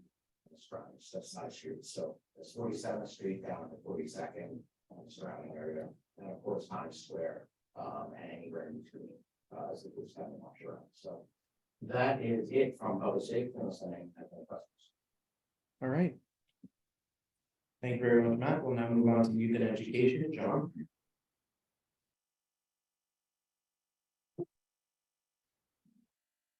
I'll be very brief. We're going to be meeting on the 24th. I'm happy to say that the Superintendent of District 2 from the Department of Education, Helen Blyer, will be present. Kelly is a good friend of CB6. And we'll be addressing at that meeting, the issue of the kids of asylum seeking migrants, who are enrolling in district community board 6 district schools. And we're happy to be approaching this together with housing and homelessness, with the support and cooperation of Richmond. So we encourage people to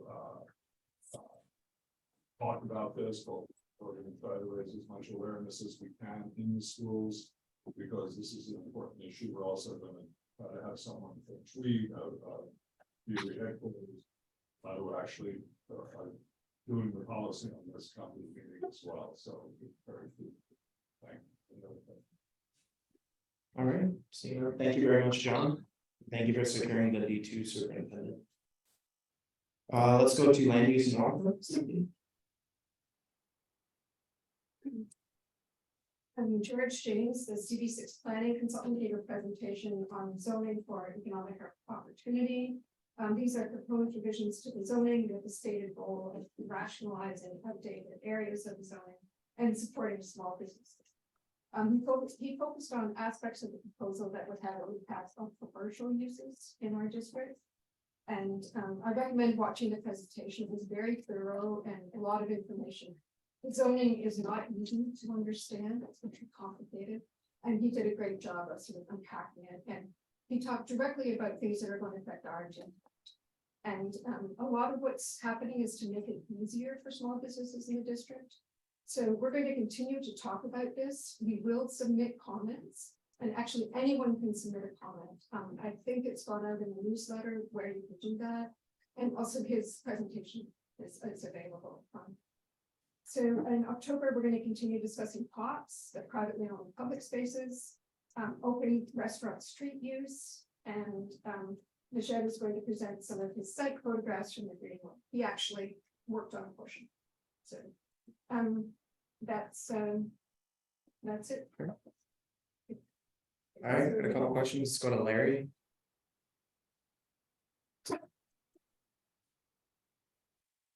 Is there an opening date? It's next year, next spring, is what they said. And we're planning on having EBC come in December because we have some issues about how it's been run and there are a lot of questions. All right, and go ahead. I'm just wondering about the timing for City of Yes, the economic activity opportunity. We're in the pre phases of it. I think we have, I believe it's 60 days to comment, but we will be discussing it again. All right, Kevin. I said, your fellow on the waterfront, when's the next appearance of the fellow? That was really important when she was there before. When's she coming back? She's finished. Oh, no. She's done her presentation and it is available online, but I'm sure she'd be happy to, you know, if we wanted to reach out for more information, but she has submitted.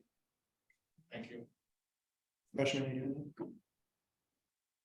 You mentioned parks, and that's something that we looked at parks too. Yeah. You know, we went around and tried to kind of see what was still open, what wasn't. We didn't ever have a full report, but I just wanted to know, so we don't overlap on them. And we're looking at it more from the land use perspective, because most of these POPs receive some bonus from the city. So there's a great article in the Times about how these are being used or not used. And I think we should probably combine our forces because there are a lot of points. And we're trying to now see how we can approach it. We know some of them aren't being used the way they're supposed to be. And yeah, that's the Times article was like majority or nothing. Right, Yeah. and some of those are in our district. Yeah. So it is a hot issue. All right. Thank you. Seeing no further questions, thank you, Sandy. Now we have housing and homelessness. Abby, are you speaking for Rich? Are you waiting a report? All right, waiting a report. Health and Human Services. I read my report. I just want to make an announcement that CB6 health fair that is scheduled this Saturday, October 14, is postponed due to some unforeseen logistics. Thank you, Elvie. And last but not least, we'll go to the elections committee, John. Hey guys, last slide, let's do our meeting. The CB6 Elections Committee met electronically on September 29th, 2023. Nominations were received and the chair of the Elections Committee communicated with all candidates confirming their desire to hold office. The meeting was held in accordance with Article 3, Sections A and B of the CB6 bylaws. The Elections Committee reports the following nominees. Chair, Sandra McKee. Chair, Brian Van Nieuwenhoven. First Vice Chair, John Keller. First Vice Chair, Kevin O'Keefe. Second Vice Chair, Mark Thompson. Treasurer, Gabe Turzo. Assistant Treasurer, Beatrice Bisman. Secretary, Livia Shrednick. Assistant Secretary, Rupal Kakad. At this full board meeting, members of the board may offer additional nominees from the floor, including themselves, but not including members of the elections committee. All nominees from the floor must confirm their acceptance of the nomination in person or immediately writing. No nominations will be accepted after this opportunity given at this meeting. The election will take place at the November full board meeting. And before we jump into any floor nominations, I want to give a huge shout out and thank you to Abby and Letty, who have been a phenomenal sound for throughout this whole process. Are there any nominations from the floor? You're making it easy. Thank you very much. All right, and thank you, John. Board members, if you have any new or old business to state, please raise your hand. Yeah, Barry, go ahead.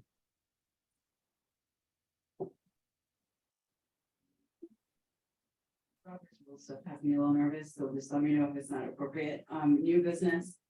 There was a free store for the asylum seekers that had to close recently because of ongoing flooding and issues with the roof. It was across from the park. And they've asked for a new free space, so I just wanted to put it out there.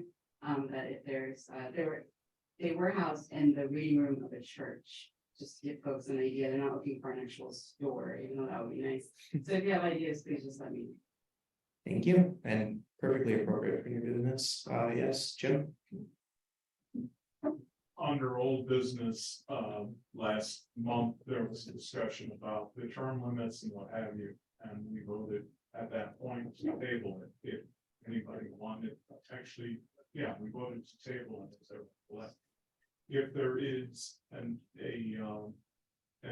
thought to reconstituting that resolution, because a big part of the problem was imposing allowing the time limits or the term limits with respect to those officers already in office. If there's any desire by this board to reconsider that notion, now would be the time to do it. I have no feeling one way or another. It's just that if you want to reconsider that motion, reconsider is in order now. Larry, you have a question? Yeah, something different. Okay, so let's wait. Anything on that? All right, seeing none, we'll start. John, where you go? He's over here. John, as last year's elections committee chair, please remind me, in case I missed it, did you open the floor to any nominations at this meeting? Yeah, we could. Okay, thank you. We missed it. Okay, we'll now go to the second roll call.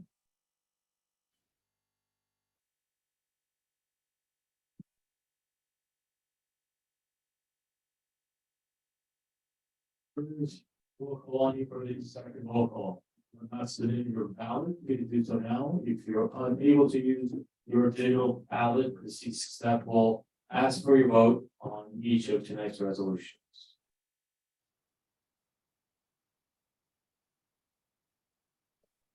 Everyone got the votes in? So again, all right, going in reverse. Peter Zaidi. Present. More. Jerry Weinstein. Present. Brian Van Ugelhoven. Present. Gabriel Turdo. Mark Thompson. Mark Thompson. Present, sorry, I can't hear you. Present. Eddie Simon. A little too loud in here. Hybrid. Eddie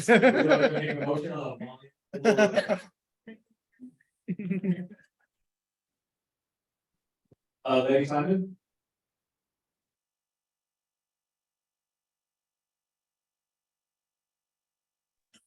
Can you hear me? Here, you are marked as present. Lydia Yes. Shrednick. Sandra Sherrod. Present. Ann Seligman. Here. Barry Dyer. Present. Roberto Ruiz Melendez. Here. Matt Roberts. Present. Miriam Ruth. Steve Perez. Present. Eric Hotel. Present. Myself, I am present. Kevin O'Keefe. Blue, yo. Rajesh Nayar. Andy McKee. Anton Molnar. David is not here. Jason is here. Sandra Leftoff. Here. Abigail Cruzmark. Nadine Kalani. Here. John Keller. Present. Rebecca God. Paige Judge. I don't have a. There. He's talking. Page you're muted. Oh, I don't have Paige's ballot. Paige, I don't have your ballot. She's muted. Yeah. You are mute. Paige. Oh, we can't hear you. You are mute. Okay, I sent a note in the chat telling you I had no ballot. And we sent the ballot link in the chat. It's not in there. Not in my chat.